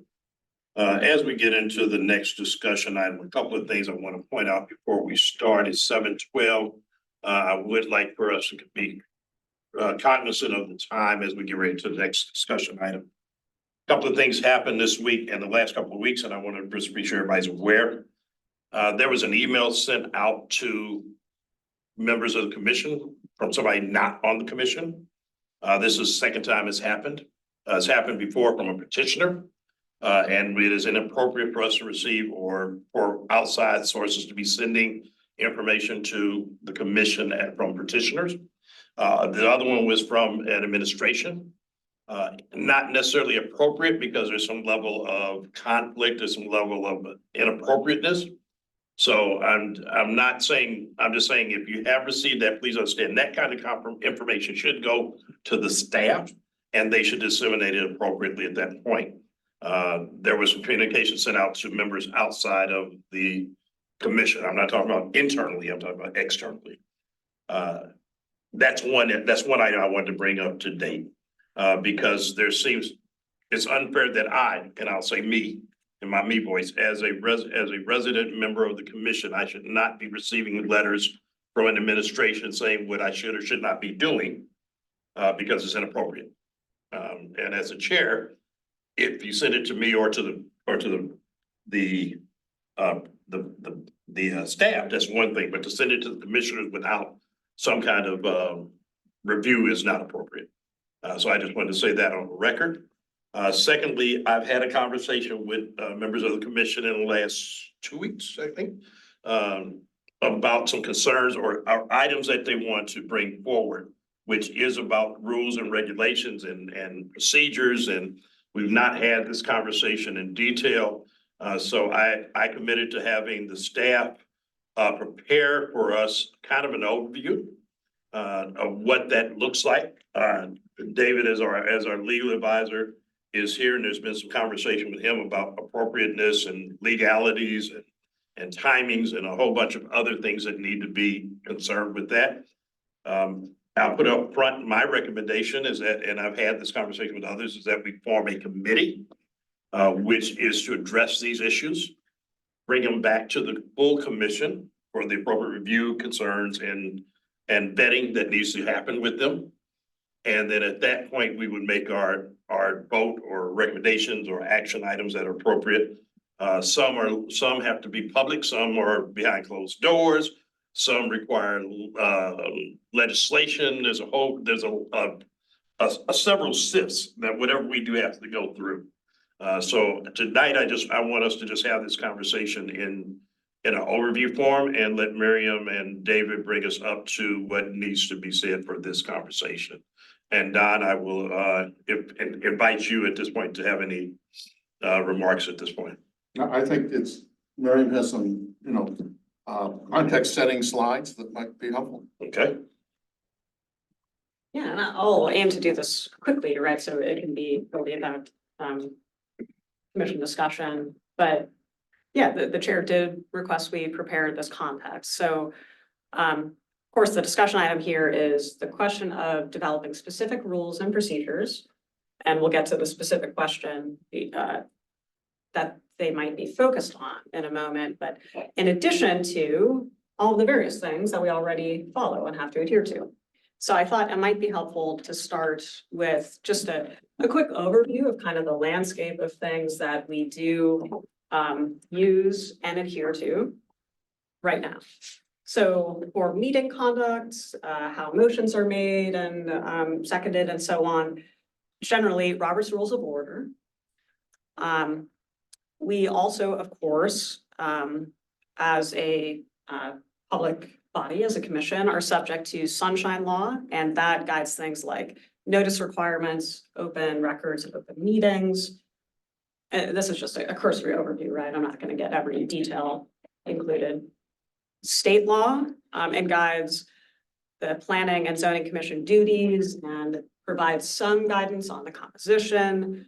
It guides notice and posting requirements, especially for zoning policy and comprehensive plan adoption. There are specific numbers of days, for example, of numbers of publications that things need to be published in and circulated. And also establishes the comprehensive plan as a review requirement for redevelopment plans. Then, of course, there's also local law establishing among many things, Planning and Zoning Commission duties and composition, kind of further detailing the framework established by state law, sets kind of more, and in some cases, more inclusive notice and posting requirements for zoning policy and comprehensive plan adoption.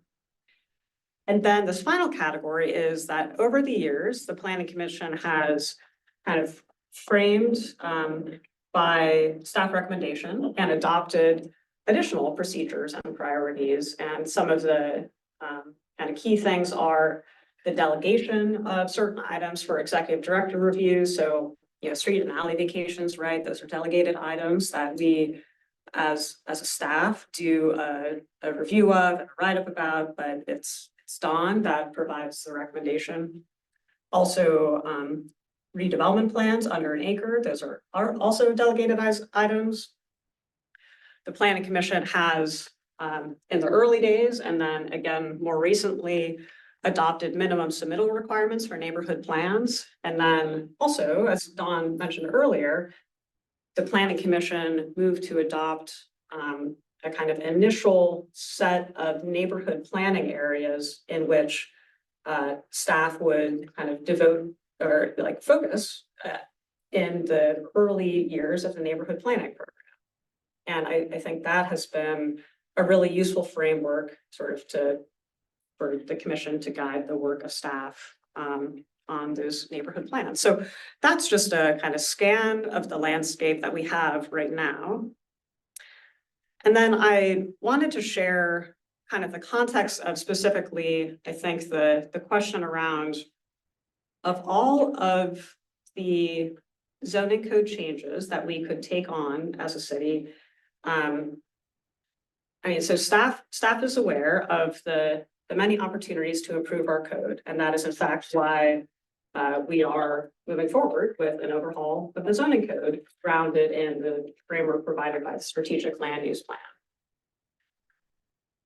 In addition to that, sort of in the context of potential near-term improvements or changes to the code, there have been many ideas that have emerged. And I've kind of, to the best of my ability here, tried to summarize them and group them roughly by theme. And some kind of cross a couple of different themes. Some are kind of all topically related.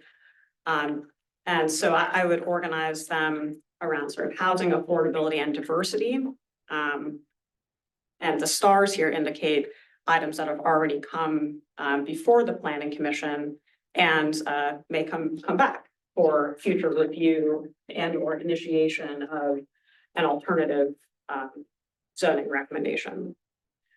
The goal here is not to get into the substance or weeds of any of these particular items, other than to say there are many ideas that have been raised and opportunities that we have before us. And I think the tension has been, how do we prioritize these with the knowledge that we also are doing a lot of planning and that we will be updating the zoning code more holistically in short order. And then the final thing before, I think, trying to frame the question that the chair has asked us to include on the agenda is to kind of lay out the legal requirements, specifically for dealing with zoning text changes, the legal requirements, and then also the principles and standards by which the commission has, I'd say the principles and standards that commission and staff together have cultivated as a standard for work. And so the legal requirements have to do with some of those nuts and bolts things like public hearing requirements, those notice requirements, the preparation of research and findings, that's actually a legal requirement. Physical posting for some items is a legal requirement, not for text amendments because those are citywide in their effect. Review for conformity with the comprehensive plan. It is a legal requirement that zoning text amendments are initiated by the Planning Commission for the Board of Aldermen to consider that recommendation. And that is within local law, excuse me.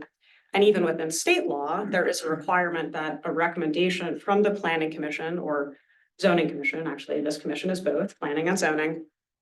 There's a requirement that the Board of Aldermen, that the planning commission deliver its research and findings or preliminary report to the Board of Aldermen prior even to any hearing at the legislative body. So I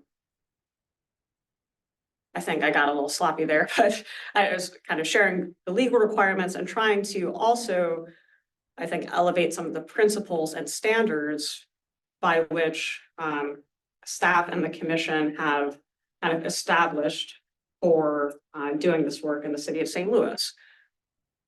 So I think first is independent analysis by professional civil service staff, and that function is performed by PDA staff. And the executive director of PDA, Dawn, kind of verifies that staff work is at an appropriate level of quality before things are brought to the commission. We routinely involve the zoning section in zoning text amendments to ensure that regulation can be administered and also to benefit from their experience and professional guidance. They deal with the zoning code more than anybody else. And on specific items that relate to that sort of touch on subjects a little bit outside of planning and zoning, we will always seek to collaborate with those other subject matter experts and departments as needed. So the commission will recall when we took up the special residential uses, we had Dr. Pearson with us, who had been kind of at the table, part of the conversation, to make sure that the regulations that we were recommending would be workable from the point of view of service provision and providers. And I think too, and really at the commission's encouragement, we've been trying to do public engagement and or public education around new topics as they come up. And so, for example, with the TOD text amendment, we had a few events where we held presentations, and we had a webinar where we explained in detail the kind of both the what of the regulations, but also the why, so that the public was kind of fully informed prior to the commission's consideration, and also so that the public had the opportunity to weigh in, even in addition to kind of the specific public hearing that is the legal requirement. And I think I will stop there. Happy to answer any questions about that, but I think this is how I take the kind of two parts of the question related to this discussion item. Number one, should the Planning Commission develop additional rules and procedures to guide the prioritization of proactive policy items like these zoning text amendments that require Planning Commission initiation? And number two, if yes, then what should be the method for developing those rules and procedures? The chair mentioned a subcommittee as a format for developing those rules and procedures. With that, we'll do round robin in a moment. I do want to say, so that the commission know, the committee knows, I'm going to ask that from this point forward, that one of the agenda items is after roll call and approval of minutes is the approval of agenda from future meetings, so that way we know what items are on that. Because I don't want that. I think that should be a key item at the beginning of every meeting. So I'm asking as chairman that be added to the monthly agendas. Agenda? Pardon me? So it'd be like the agenda for the next meeting? For that evening, like the agenda, everybody should have the agenda appropriately in time. Well, staff, we look at the agenda and approve it as it goes forward for that evening, so that we're not spending on. And if something needs to be added to the agenda for the next meeting, it would be sent to the staff and say, staff, we want to put this on the agenda. And that's when it can be approved at that point. So I think that's an appropriate management of time and of space for agendas. So that we, unless there is an emergency item that comes up, unless David has some kind of, I would just note, again, you have to be compliant with the sunshine law, so if you approve an agenda that has an item that was not noticed up 24 hours in advance and did not have an emergency element, you're about to get there, I think. Right, That would violate the sunshine. yeah, so that's what I'm saying, those kind of things, because they would be sent to staff for that vetting purpose, just for that vetting purpose, that it has to, if it needs to meet appropriately. So with that, I want to go through the round robins. It's, and I want to be conscious of 7:28 at this point. I'll start with Alderman Cone, then followed by Alderwoman Clark Hubbard for any question or comment. Alderman Cone? Thank you, Mr. Chair. This is just with respect to the agenda review or what? No, this is in reference to the whole rules and the presentation that Marion just made. Any? Okay. Yeah, I am a little kind of flummoxed by the opening remarks at the beginning here, Mr. Chair. And forgive me, I have an inbox that's like 40,000 emails deep some days, but I'm not sure what emails you're referring to. Well, it's a point of reference. Is it not the committee emails? I received an email from someone outside of the committee and it was sent to other committee persons. And was not even sent to me initially. And we've had that happen before with a petitioner who emailed the commission prior to their presentation. I just want to make it be known that that is not appropriate to be emailing commissioners on action items, response items.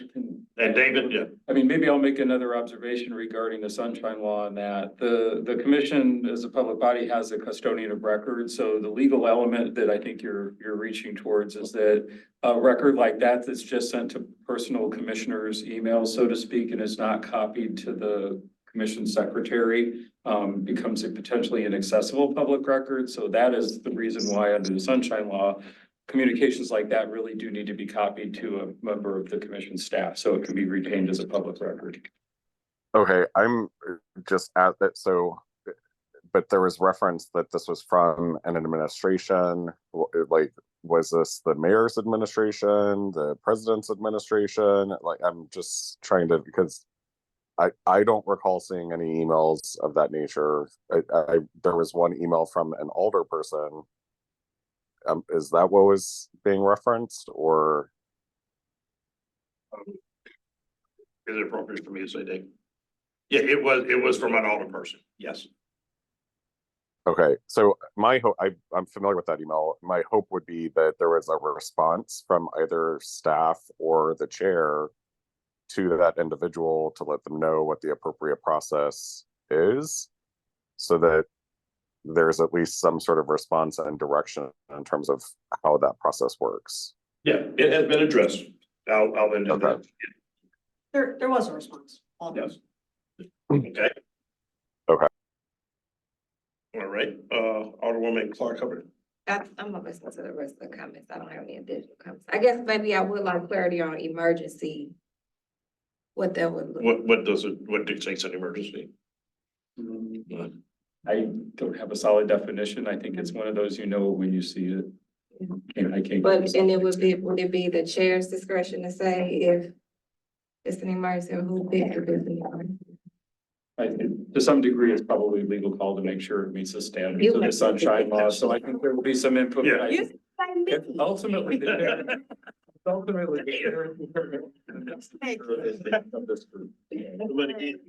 again, that's part of the rules and recommendations that the committee that I'm asking about would suggest, and then have it vetted sifted through David's lens. I think sort of an overall context is the emergency applies right now, right now, call the fire department. And then something long-term gets to be, 2 years ahead or something. But And we're looking at trying to think about things in that middle period. that old adage, lack of planning on your part does not constitute an emergency on mine. So with that, Commissioner Madden. Somebody was trying to get in, I'm not sure who it is. Well,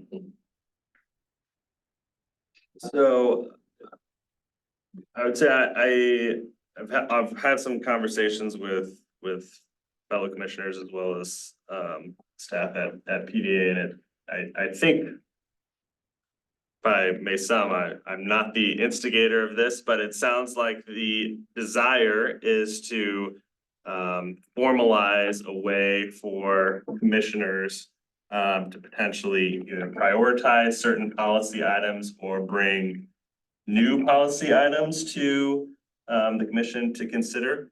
And, you know, in general concept, I like the idea of having a way for commissioners to bring things to the table to consider for either to get on the radar of city staff or simply, you know, other members of the commission. I think that's something worth pursuing. I think where it gets a little hairy potentially is the whole prioritization of, you know, directing city staff on what needs to go before the other.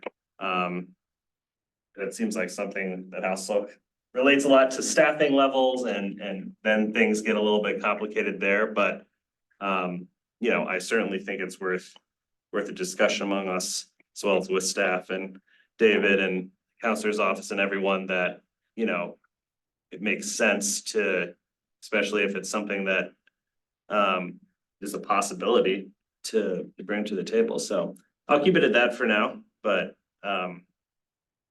yeah, we'd be willing to entertain the discussion for sure. Definitely, and I appreciate that. I think we all have pet projects and pet issues and concerns that we all have an immediate interest in. How do we manage that as a commission and be within the scope of the legalities of that? Commissioner Boaz? Well, I'm just going to say ditto to what Commissioner Banton said. No additional comments. Thank you. Commissioner Bradley? I would first of all say that this was an excellent presentation, and I would really like to get a copy of it, because I think being a planning commissioner for over 15 years now, this really summarizes the way everything works. So outstanding job, guys, for doing it. I personally have always considered that the professional staff behind the commission over at PDA are the folks who, you know what the limitations are. They know what the work that has to be done.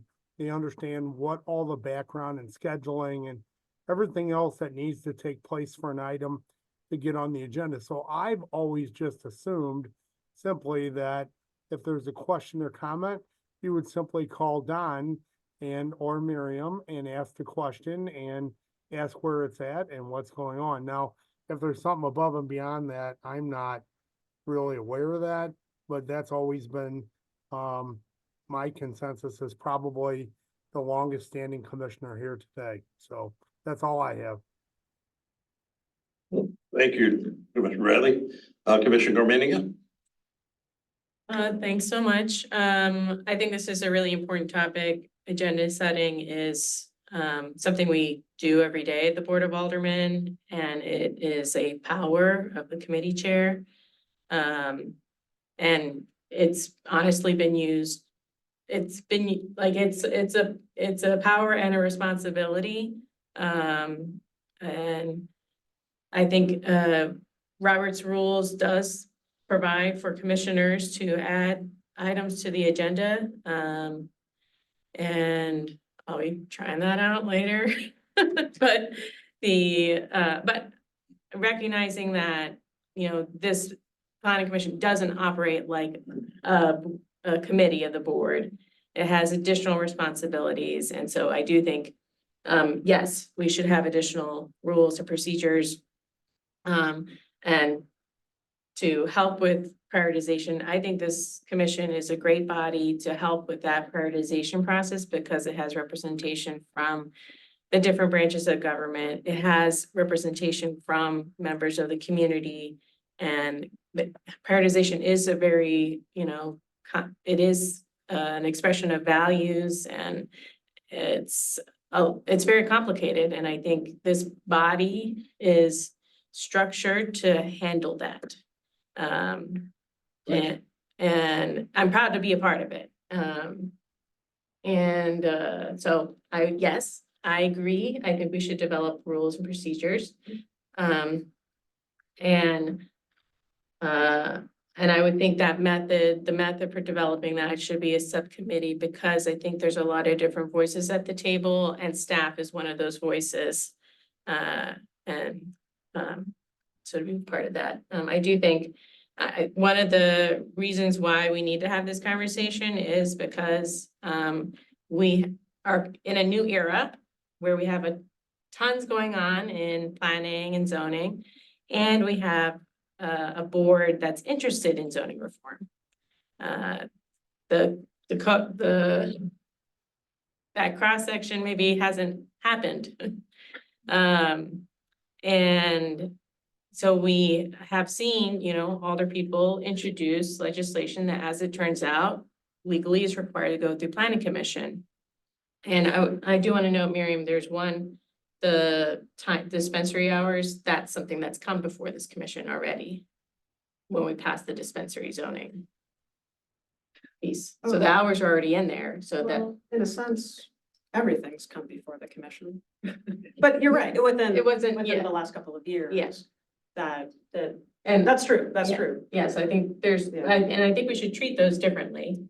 Like, if we as a commission has seen something before, that should be one of the considerations. We might want to distinguish between things we have seen before and now we're getting, it's gone through the board, and the Board of Aldermen is a department.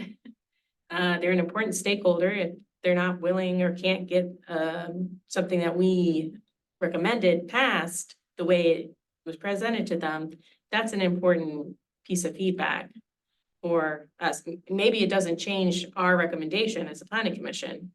But what the current rules don't give direction for the members of the board is actions they can take in the absence of planning commission recommendation. So we've entered this kind of area where we have a lot of frustrated legislators that are interested in zoning reform, but aren't able to move legislation forward because of that state law that we have to have the hearing here before we can have a hearing there. So they can introduce it, but they can't move it. And that's the only way we can signal, like, that right now, it's the only way legislators can signal that they have an interest in this topic in a public forum. So I think we're at an interesting time, and I think these rules need to be developed to recognize that, and know that there's gonna be, like, the tough part is the prioritization. Like, we could be interested in all these topics, but what are we gonna work on first? What are staff gonna work on? And then recognizing too, that the Board of Aldermen has more capacity than it did before. We have full-time legislators, we have full-time legislative aides that are writing legislation. So there's more capacity at the board as well to be part of this. There's certainly things that need to be delegated to, the professional staff with expertise in planning and zoning, but that doesn't mean there's no expertise in those topics at the board, the legislative branch. So I think those are some of the dynamics at play that really instigated this kind of conversation, and so those are my comments, and I'll leave it there. As a target, I think you're right on that we need to have those guidelines and rules in place for that to happen. And how does that happen? As chair, I would love to have the power to dictate all, but for some reason, I just don't want to wake up and see my name in the newspaper if you're David calling me at 7 a.m. asking what the hell I did. So I want to be sure we're always within that legal realm of things within the city, beyond my desires. With that, Commissioner Count? Yeah, I think that this is an important conversation, because for me, I think it's really important that we do prioritize the staff in the capacity, in what you guys have on your plates that are not related to planning commission. Miriam, you showed that prioritization of all the work that you guys are doing that has nothing to touch on zoning. Of course, it is connected to zoning, but it's always keeping that in mind of understanding the staff capacity and trusting the instinct of our departments on how you all best think you can prioritize that time to balance the needs of policy priorities that are coming from legislators, policy priorities that are coming from the community, and how do we bring that together in a way that doesn't burn you all out? And what does that structure look like? And you all sharing to us as commissioners, what would be the best way to support it, but also move the work forward? Because I know, Don, your team, you guys never want to be the reason why something's getting stalled, but it's also a real reality that capacity and what that means and what you guys already have on your plate, and that planning's taking on more than I think you guys have done historically in the last decade, and that's huge.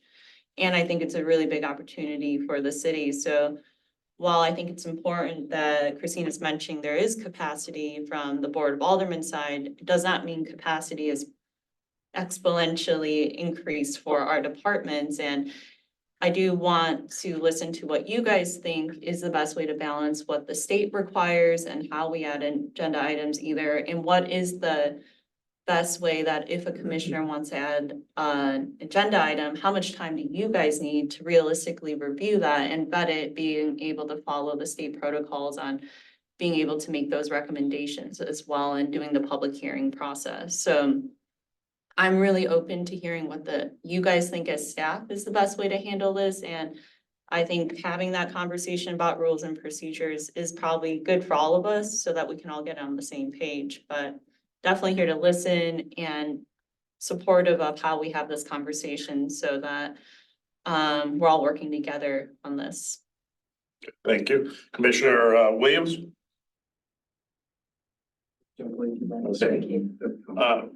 With that, I do thank everybody for their conversation, their comments and their questions and their concerns. As a citizen, I want to be sure whatever department we're with is that we don't make it any harder for constituents to work within this process or with any other process. Because I've heard, we hear those conversations. I hear them outside the political conversation, that the city is hard to work with, getting through this is hard, getting through that is hard. And I think we need to be careful of that internally. That is not hard for others to work within the framework too. With that, I am going to ask David to provide me guidance on my next statement.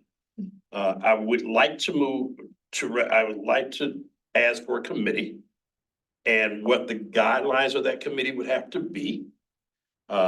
Number, capacity, timing, because I think Commissioner Medigate was kind enough to do on her extra time because they had committed, was able to give us kind of an outline, a skeleton of her thoughts. And that's a good starting point. But I think there's more than just those items that need to be addressed in this committee recommendations to bring back to this commission. So I don't know if you have that answer now. And if not, I would entertain a motion that we can form a committee, and I'm given the authority to appoint or ask for volunteer or for participants. Right, as far as determining who wants to be on that committee, I think it would probably be appropriate for that decision to be made at the same time that you're creating the concept of the committee. Although since you don't have a full board present, I'm not sure if others are perhaps not present wanting to be engaged. So saying that, maybe you might want to have that as a couple of motions here. Yeah. So the first motion is that there would be the ability to form a committee of rules and regulation recommendations be brought back to the commission. Can I ask a question? Yes, question. I guess, David, should the BDA tell us a recommendation of what they want that committee to look like, or that's the commission here, we decide what that I committee think looks like? given that it's the commission's committee, it should probably be the commission who makes that decision. I make one Yeah, I observation. mean, obviously you're welcome to ask for their input. Hey, Don, you got anything to say? I'm going to stray just a little bit. You gonna do it? Oh. Something's talk. Yeah, it's 7:47, right now, the landed plane. Yeah, so I'm not gonna go into some procedural detail. But the planning commission, when it was formed, boy, things were pretty disjointed and not in terms of best practices. So we created a planning commission following state law with 13 members. The previous commission that acted as the planning commission, the chairman of the commission was the executive director of the agency that was bringing things to. You can sort of imagine how that goes. So we formed the planning commission, and it's hard to get the full total volunteers, but if you look at our 13 members, 7 are citizens. That's by our law. So the majority is by citizens. The chairman is required to be a citizen. And those were progressive, helpful things at the 25 years ago. So appreciate that. Another little context as we look at this and think about and see that we've made some rules before. Some of those were very quickly after we started getting our mojo going and realizing a context for St. Louis. So one of the ones, we've looked at them recently, but so just coming to my memory is we look at redevelopment plans. LCRA sends going away from zoning for a second.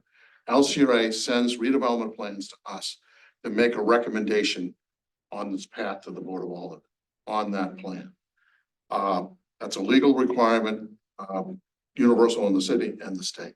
We do that and we make a recommendation, send it on to the Board of Aldermen. Redevelopment plans in the city of St. Louis, I swallow a little bit because redevelopment plans are first supposed to be a blighted area. And when you think of an area, you're welcome to think of an area that has multiple parcels and is a geography with this predominance of blight. That's a key thing. And then the redevelopment plan is supposed to change that from blighted to not blighted, and that the result of what comes along is in completing with the strategic land use plan or neighborhood plan. And it gets an incentive to do that. Many of our redevelopment plans historically in different ways are for a single property with an existing owner. And they're going to be blighted. Not going to be any taking or urban renewal or urban eminent domain because they own it to get that tax abatement. They have to follow the zoning, et cetera. When those redevelopment plans come to us, we made a policy very on, boy, we are doing quite staff work to present redevelopment plans at the Planning Commission, frankly, that are more comprehensively presented than at LCRA. Sometimes the redevelopment plans themselves are not even prepared at the time it goes to LCRA. It's a resolution they're seeing. We get very proud of ourselves, and I don't mean that in a selfish way, to be analyzing that geography for blight and for the redevelopment plan. So we made a policy very quickly of the ones that said, oh, one's under an acre could be delegated to the executive director to look at, and we'd approve it back to LCRA. But we bring to the Planning Commission, use the robust talents of our team to comment, review, tire kick that redevelopment plan, look at the area, go out and take our own pictures, revalidate the blight in our own analysis. And it was a decision of great, we're going to continue to do these redevelopment plan reviews for over an acre.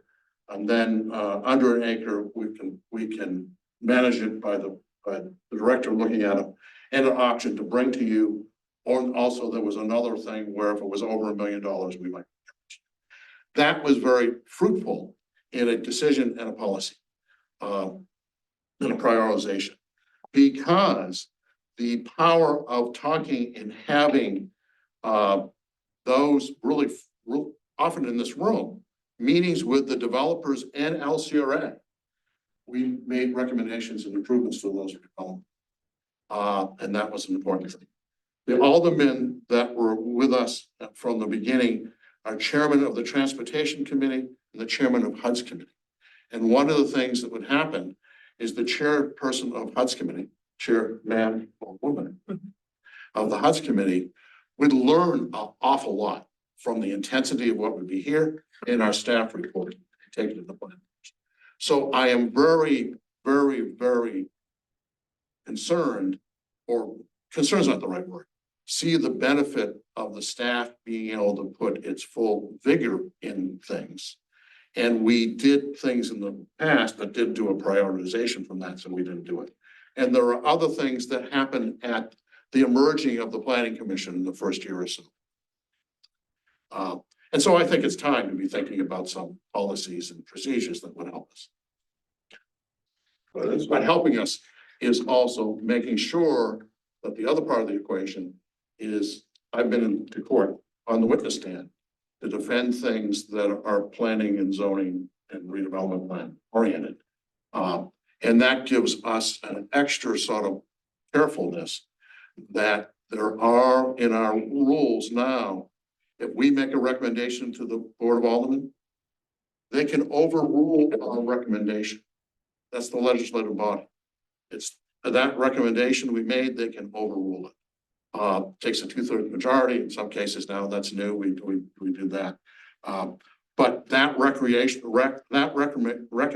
going to them, recommendation of substance, recommendation done by our staff, and suspect to us going to court is really important to get done. Prioritization on when and how, that's another item, but I hate to see that go back. Thank you, Doug. So, Don, before we all start voting on this, does PDA have a recommendation on if it's a subcommittee? Are you all okay with all of us who are interested in joining? You all are the ones who are gonna staff us, so I don't know if you have an initial preference of what the subcommittee looks like. Appreciate that we have staff there to help with that. I would go back to my original thing. I think the subcommittee should be held with a majority of citizens. It's harder because there's not. And I will reach out to all of the three administration officers. Right now, I have 9 people on this committee. And we are authorized for 13? Yes. Yeah. So I think that's, yeah. So that makes that, I mean, that's a great statement. Yeah, it's if you did the math, if it was a committee of 5, there'd be 3 citizens. Exactly. So, and I think everybody should have an opportunity to say, but again, the committee would only bring back recommendations. Doesn't mean that we can't make the changes in the planning commission if that's the point. So. That is indeed true. Sorry? That is true too. Yeah. So I think that's an opportunity for those discussions and we can plan appropriately. But we talk about resources and delegation prioritization, keeping in mind that things must continue to run while we're sitting around, doing our rules. There are things that still must flow appropriately and that we must address the needs of the citizens appropriately. I did have a question about if we form a committee, does it have to be a certain limit on the size because of quorum? Yeah, but again, those are questions I'm gonna ask for David to develop. If I'm authorized to have the committee, I'll ask him for those, to develop those guidelines so that. Yes, if. Yeah, if you have the answer, go. So the way that this entity is structured by the Board of Aldermen's ordinance creating it, your quorum is actually 7 because you have to have the quorum based on your total capacity of 13. So if you have less than 7, you are not creating a. But does that echo for the committee? Does that echo for committee work? It's an entity of this board. Okay, so it would still be. So if I'm hearing you, the committee can make recommendations, even if it's not agreed upon in that committee, it's brought back to the planning commission to make the vote. Oh, the committee can make no decision. It can make a recommendation. Okay. They have to figure out all together, all for one? Do we send this to the planning commission? How they do that? Yes. Or you can have alternative versions. That's what I'm saying, It is just, the best that it could do would be to make a recommendation because it's not a component entity. One corollary question, I think, is about public notice and things like that for a committee that's doing substance. If it's not a quorum, it's not triggering those types of requirements. It doesn't mean that you can't follow them anyway. But you're not taking votes. The statute doesn't cover. So another way of what you just said, if the committee was a committee of 7, that would have to be public noticed and all that. Correct. But a committee of 4 or 5 simply to bring recommendations back. Something. Okay, then the follow-up question is, do we need to have a vote to form that committee? Or can I just, or do I have the ability to form a committee? I think that it would probably be wise to have the vote because it creates the formality and the expectations that there'll be a response. Anything less formal than that is likely to potentially correct. And how does the committee get formed? If Earl make calls or you do something in open session? Delegate that task?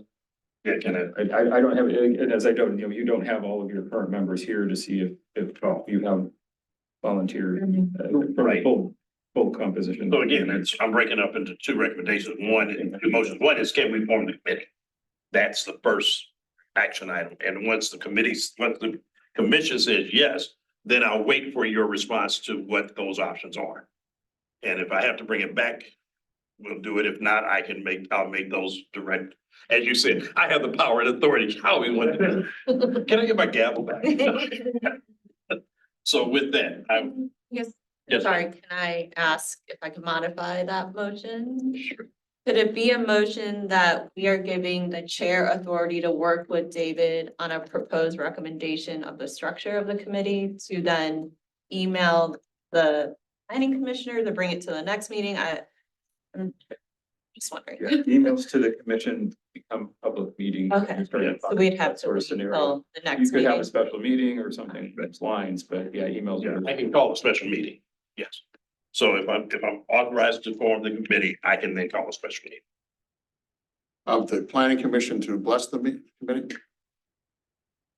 Or finalize the composition and direction, Composition. however, and again, it can be a sole item phone meeting at some time, for 24 hours notice.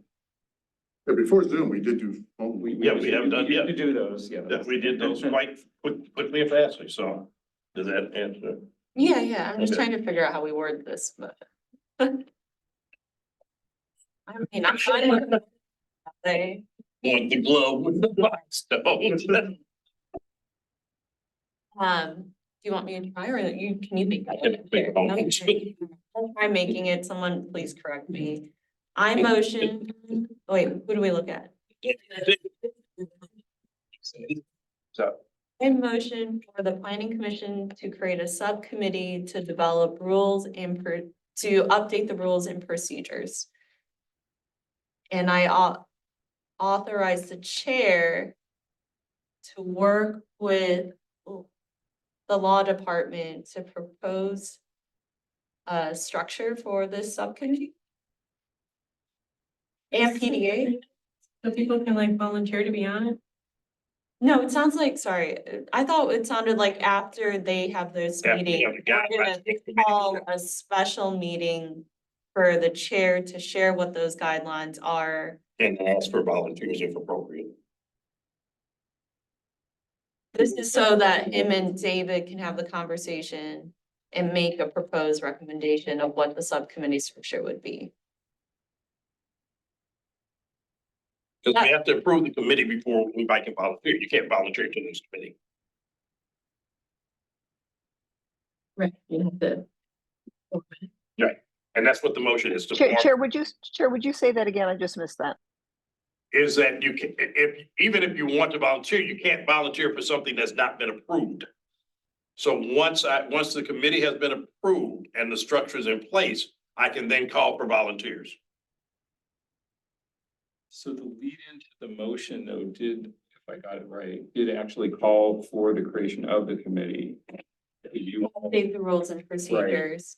And to authorize the chair to work with the law department to create the structure for and staff to create the structure for the subcommittee. so would you then this evening also anticipate a second? This, following that, if it passes, discussion. Staffing the committee. Great staff, okay, because I was like, that, yeah, that feels like that leaves it only halfway, okay. So the chair's authorized to staff the committee. After you and I decide, after I'm told what falls within those guidelines. And to do that, I can call for then volunteers to do that. I can give Miriam assignments. I'm not your boss, so I can't necessarily give you assignments, so you're comfortable. You were given them. We staff your agency and the board that present before us. Okay. So do we understand the motion? Call for vote, or do I have a second? Second. Moved by Commissioner Young, seconded by Alderwoman Shamila Clark Hubbard. Call for vote. Alderman Cone, Aye. Alderwoman Clark Hubbard, Aye. Commissioner Banton, Aye.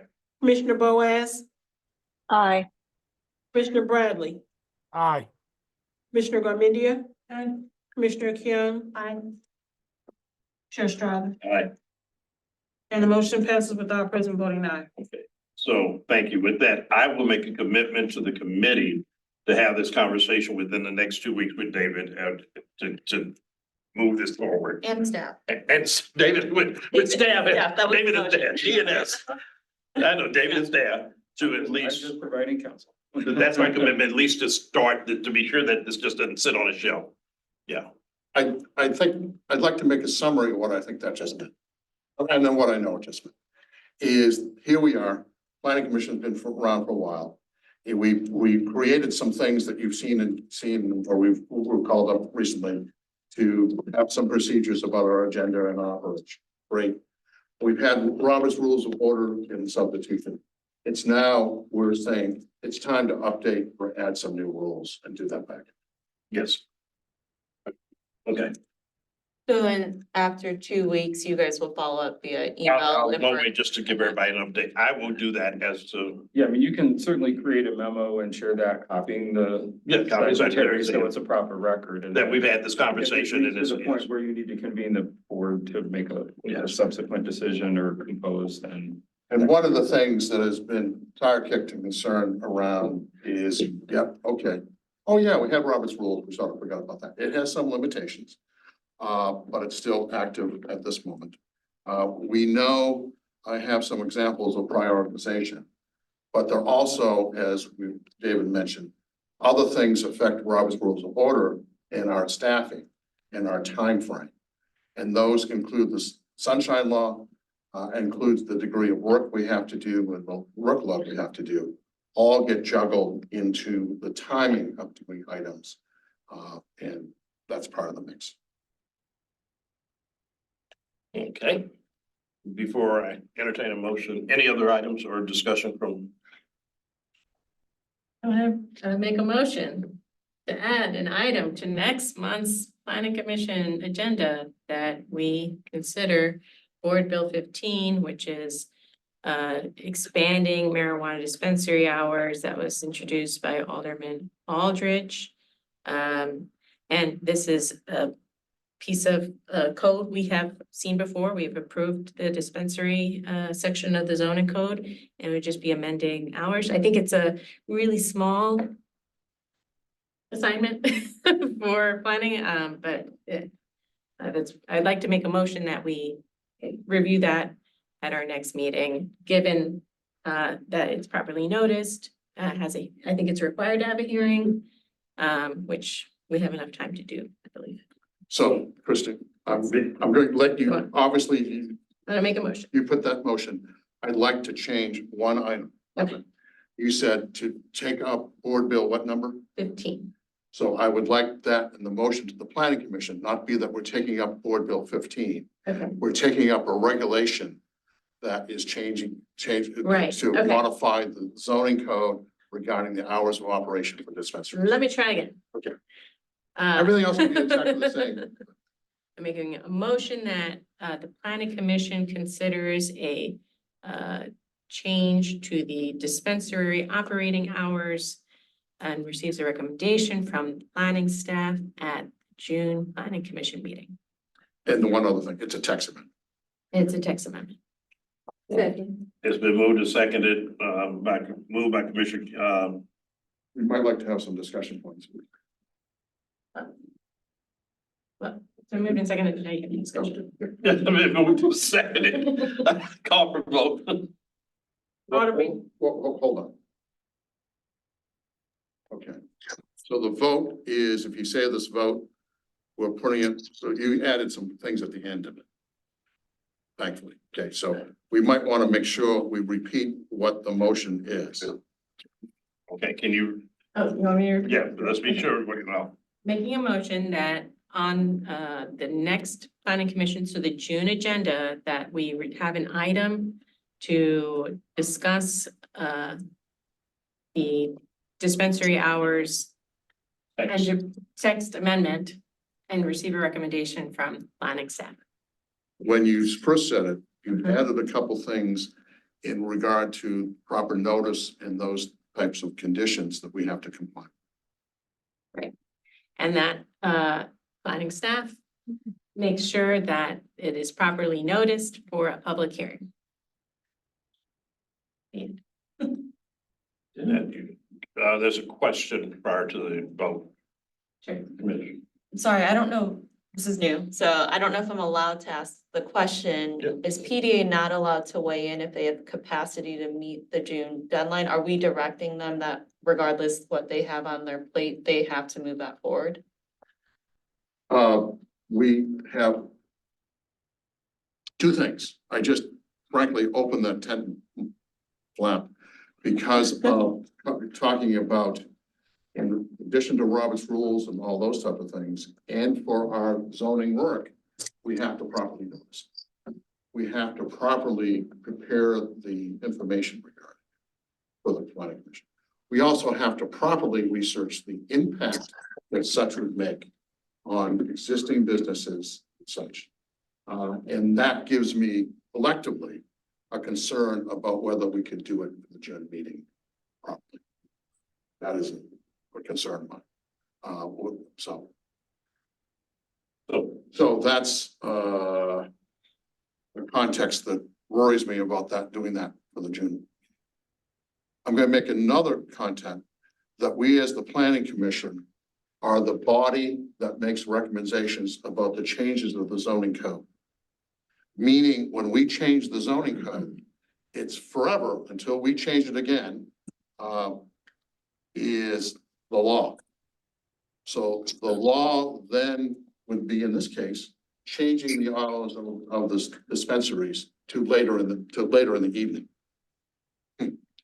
One of the research items we have to do is there's a number of dispensaries throughout the city that are now operating on hours that are not at that.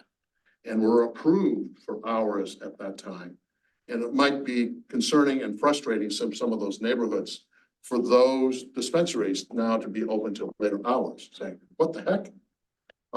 So it's an important piece of legislation in that regard as we trigger that. The second part, what I'm trying to say about our work on policies is a property owner, user, renter, needing to get a permit to do something,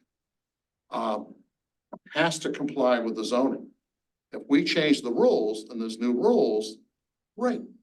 That'd be blessed because we want to do it alone. The Board of Aldermen vote on. Those are the new rules going forward. But somebody that comes in today, next week, 3 months from now, that's an operator under those rules can say, oh, hey, your rules, I'd like to get a variance from those rules and go to the Board of Adjustment.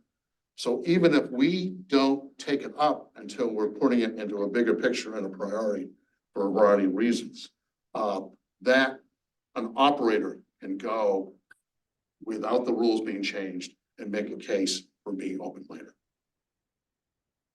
May I ask one more question? Didn't we just consider something a while back ago about some dispensaries that were either getting a variance to be open later or I remember having some.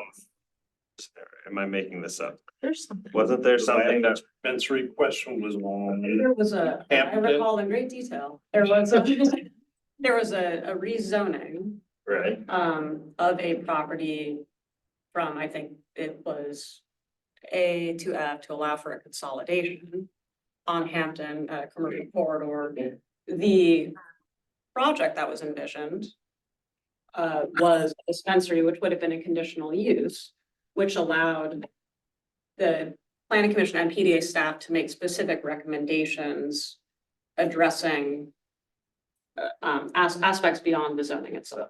Take that, I remember, it was not Yes. planning commission, it was, well, that was, but I attended a board of adjustment hearing for something else related, and there was a few dispensary operators that asked and received variances, so That they, that is what several I dispensaries have been recalling. asking for and receiving variances for these extended hours of operation. So that pathway is available. Sorry, I didn't really understand Don's answer. Can I ask? Well, let me back up for a minute. There's a motion on the table. And I need to make the observation that because this is not a substantive item on your agenda, Yes. that you can't get into, I mean, I think Don tried to stick and Christina's trying to stick with the concept and procedural ideas. If you get into the substance, you're actually into not good cause Yes. territory. Well, okay, well, I'm gonna say what I was talking about, the substance is the difference between a zoning change to the law and which therefore allows everybody to do things.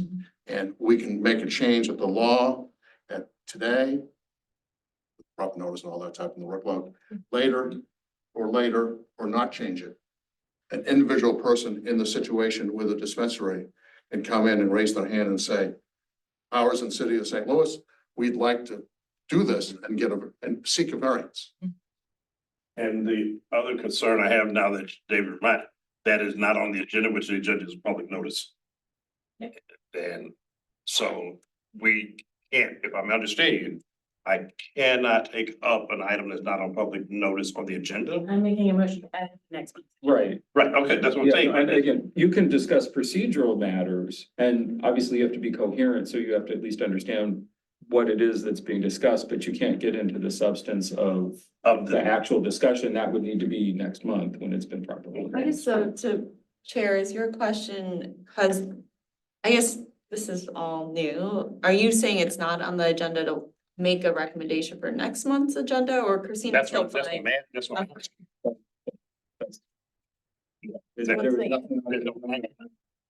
Yeah, we can't take an action on it. It's just a procedural concept. You can certainly discuss and determine what would be on your agenda next month. That's So. procedural. And But you can't procedural- go substantive. Under Robert's rules. Correct. Yeah. So remind everybody. So right now, the question is, can she simply call and ask you to place it on the agenda as opposed to a vote? No, you have to have a vote. Okay, that's what I'm trying to. Sorry. Okay, so it's been moved. Robert's rules says, hey, I'm sitting at the table, I'm a commissioner, I want to raise this up. Yes. That doesn't get it on the agenda. A vote of you in the affirmative would get it on the I agenda. understand that, but I guess, Don, I don't know, this isn't getting the substance of what Christina wants to talk about. I'm very open to wanting to talk about it. What I'm asking the EDA is, before we all vote, because this helps inform my vote, is does the EDA have capacity to be ready to discuss it if it's on the June agenda? Address that. Yeah. But, so I think a couple points. A simple text amendment, like the number of words that are being changed does not equate to a simple policy choice. And so I'm just kind of, and that would be true of any number of issues potentially. So I'm just kind of sharing that as like, I don't know that it is a very simple assignment. I'm not saying it's not a valid oral question. I'm just not simple. And then the other thing I want to, two other things. I do think definitely the implication would be if we focus on this, there are other things we're not focusing on. And then the third point is, as I kind of described in these, whatever, you know, we would I would- absolutely want to, well, just engage the zoning section, and I can, in this research, and I cannot speak to their capacity. I just wanted to throw that out there in response to Commissioner Keeling's question. Let me, so, Alderman Cohen, are you on? Is there a question I'm hearing from you? No. Okay, all right. All right, so here's the point. I'm David, correct me if I'm wrong. There's a motion on the table. There's been seconded. It can either be voted up or down. And the second item is the staff can come back theoretically and say, we don't have a recommendation today. That's what they can say next week, at the next meeting, on that particular issue, because she says, with the recommendations of the staff, that was part of her motion. So it can be on the agenda, does not mean it has to be acted on. Correct, Dave? Am I correct on that? You can't force. Yeah, be back.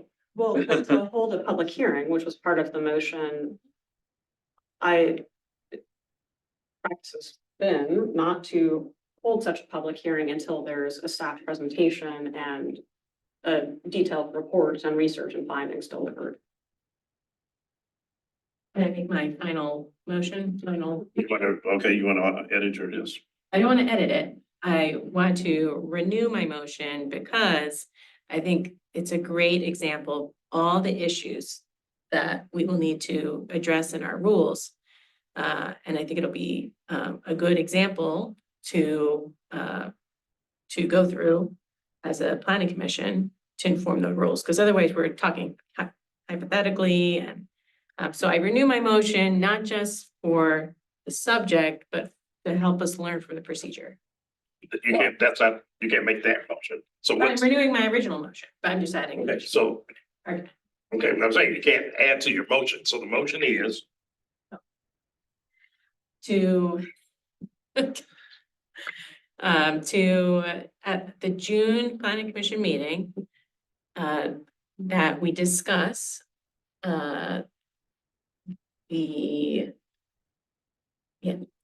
discuss, or is it an action item?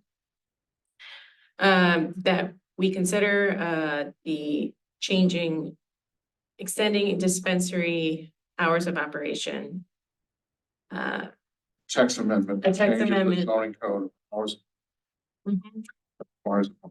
Yes, a text amendment that changes the operating hours of dispensaries with proper notice for a public hearing and with recommendations from our planning and zoning staff. is there a second? Second. Call for vote. You propose amendments before, or do you have to vote on the Yeah. original motion? Robert's rule question. Staff morale doesn't care. Mhm. That's right. So I guess. Research. One's pending. I'll take a friendly amendment. I say, yeah, there's. Should be open I don't know to if I have that one moving down. that to July.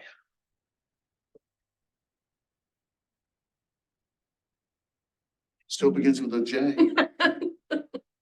It didn't say January.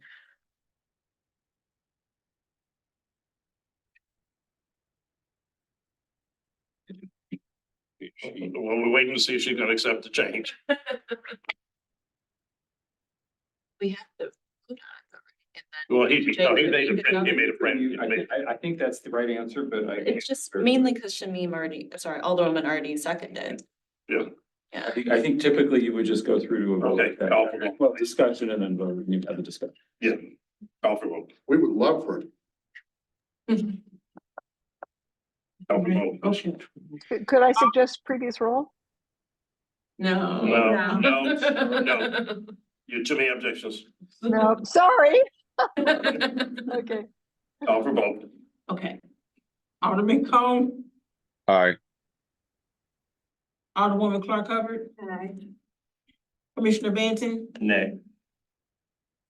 Commissioner Boaz, All right, I'll give you an eye. Commissioner Bradley, No. Commissioner Garmendia, Aye. Commissioner Keon, No. Chair Strother. No.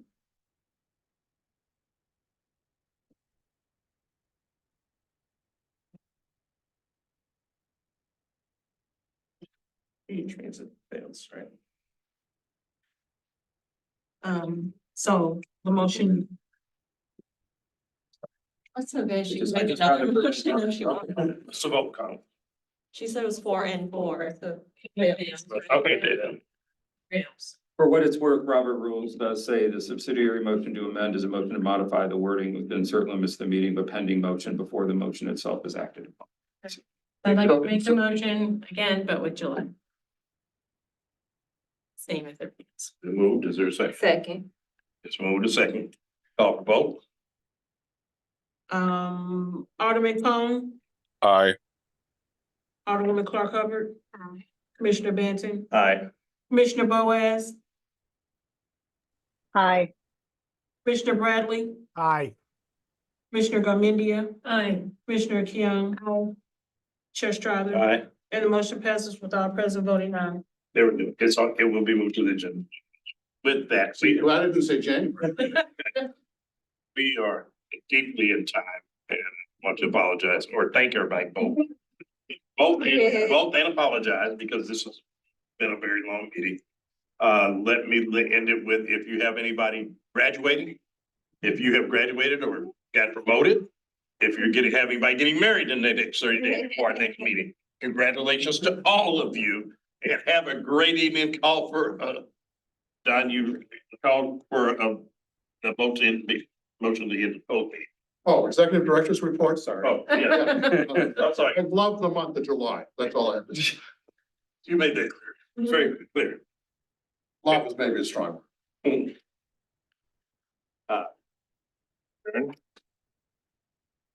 Seconded, meeting adjourned. Thank you. One of the quick things I want to say for the people who haven't been to one of our meetings. Stop recording, please. Is the meeting adjourned or are we doing executive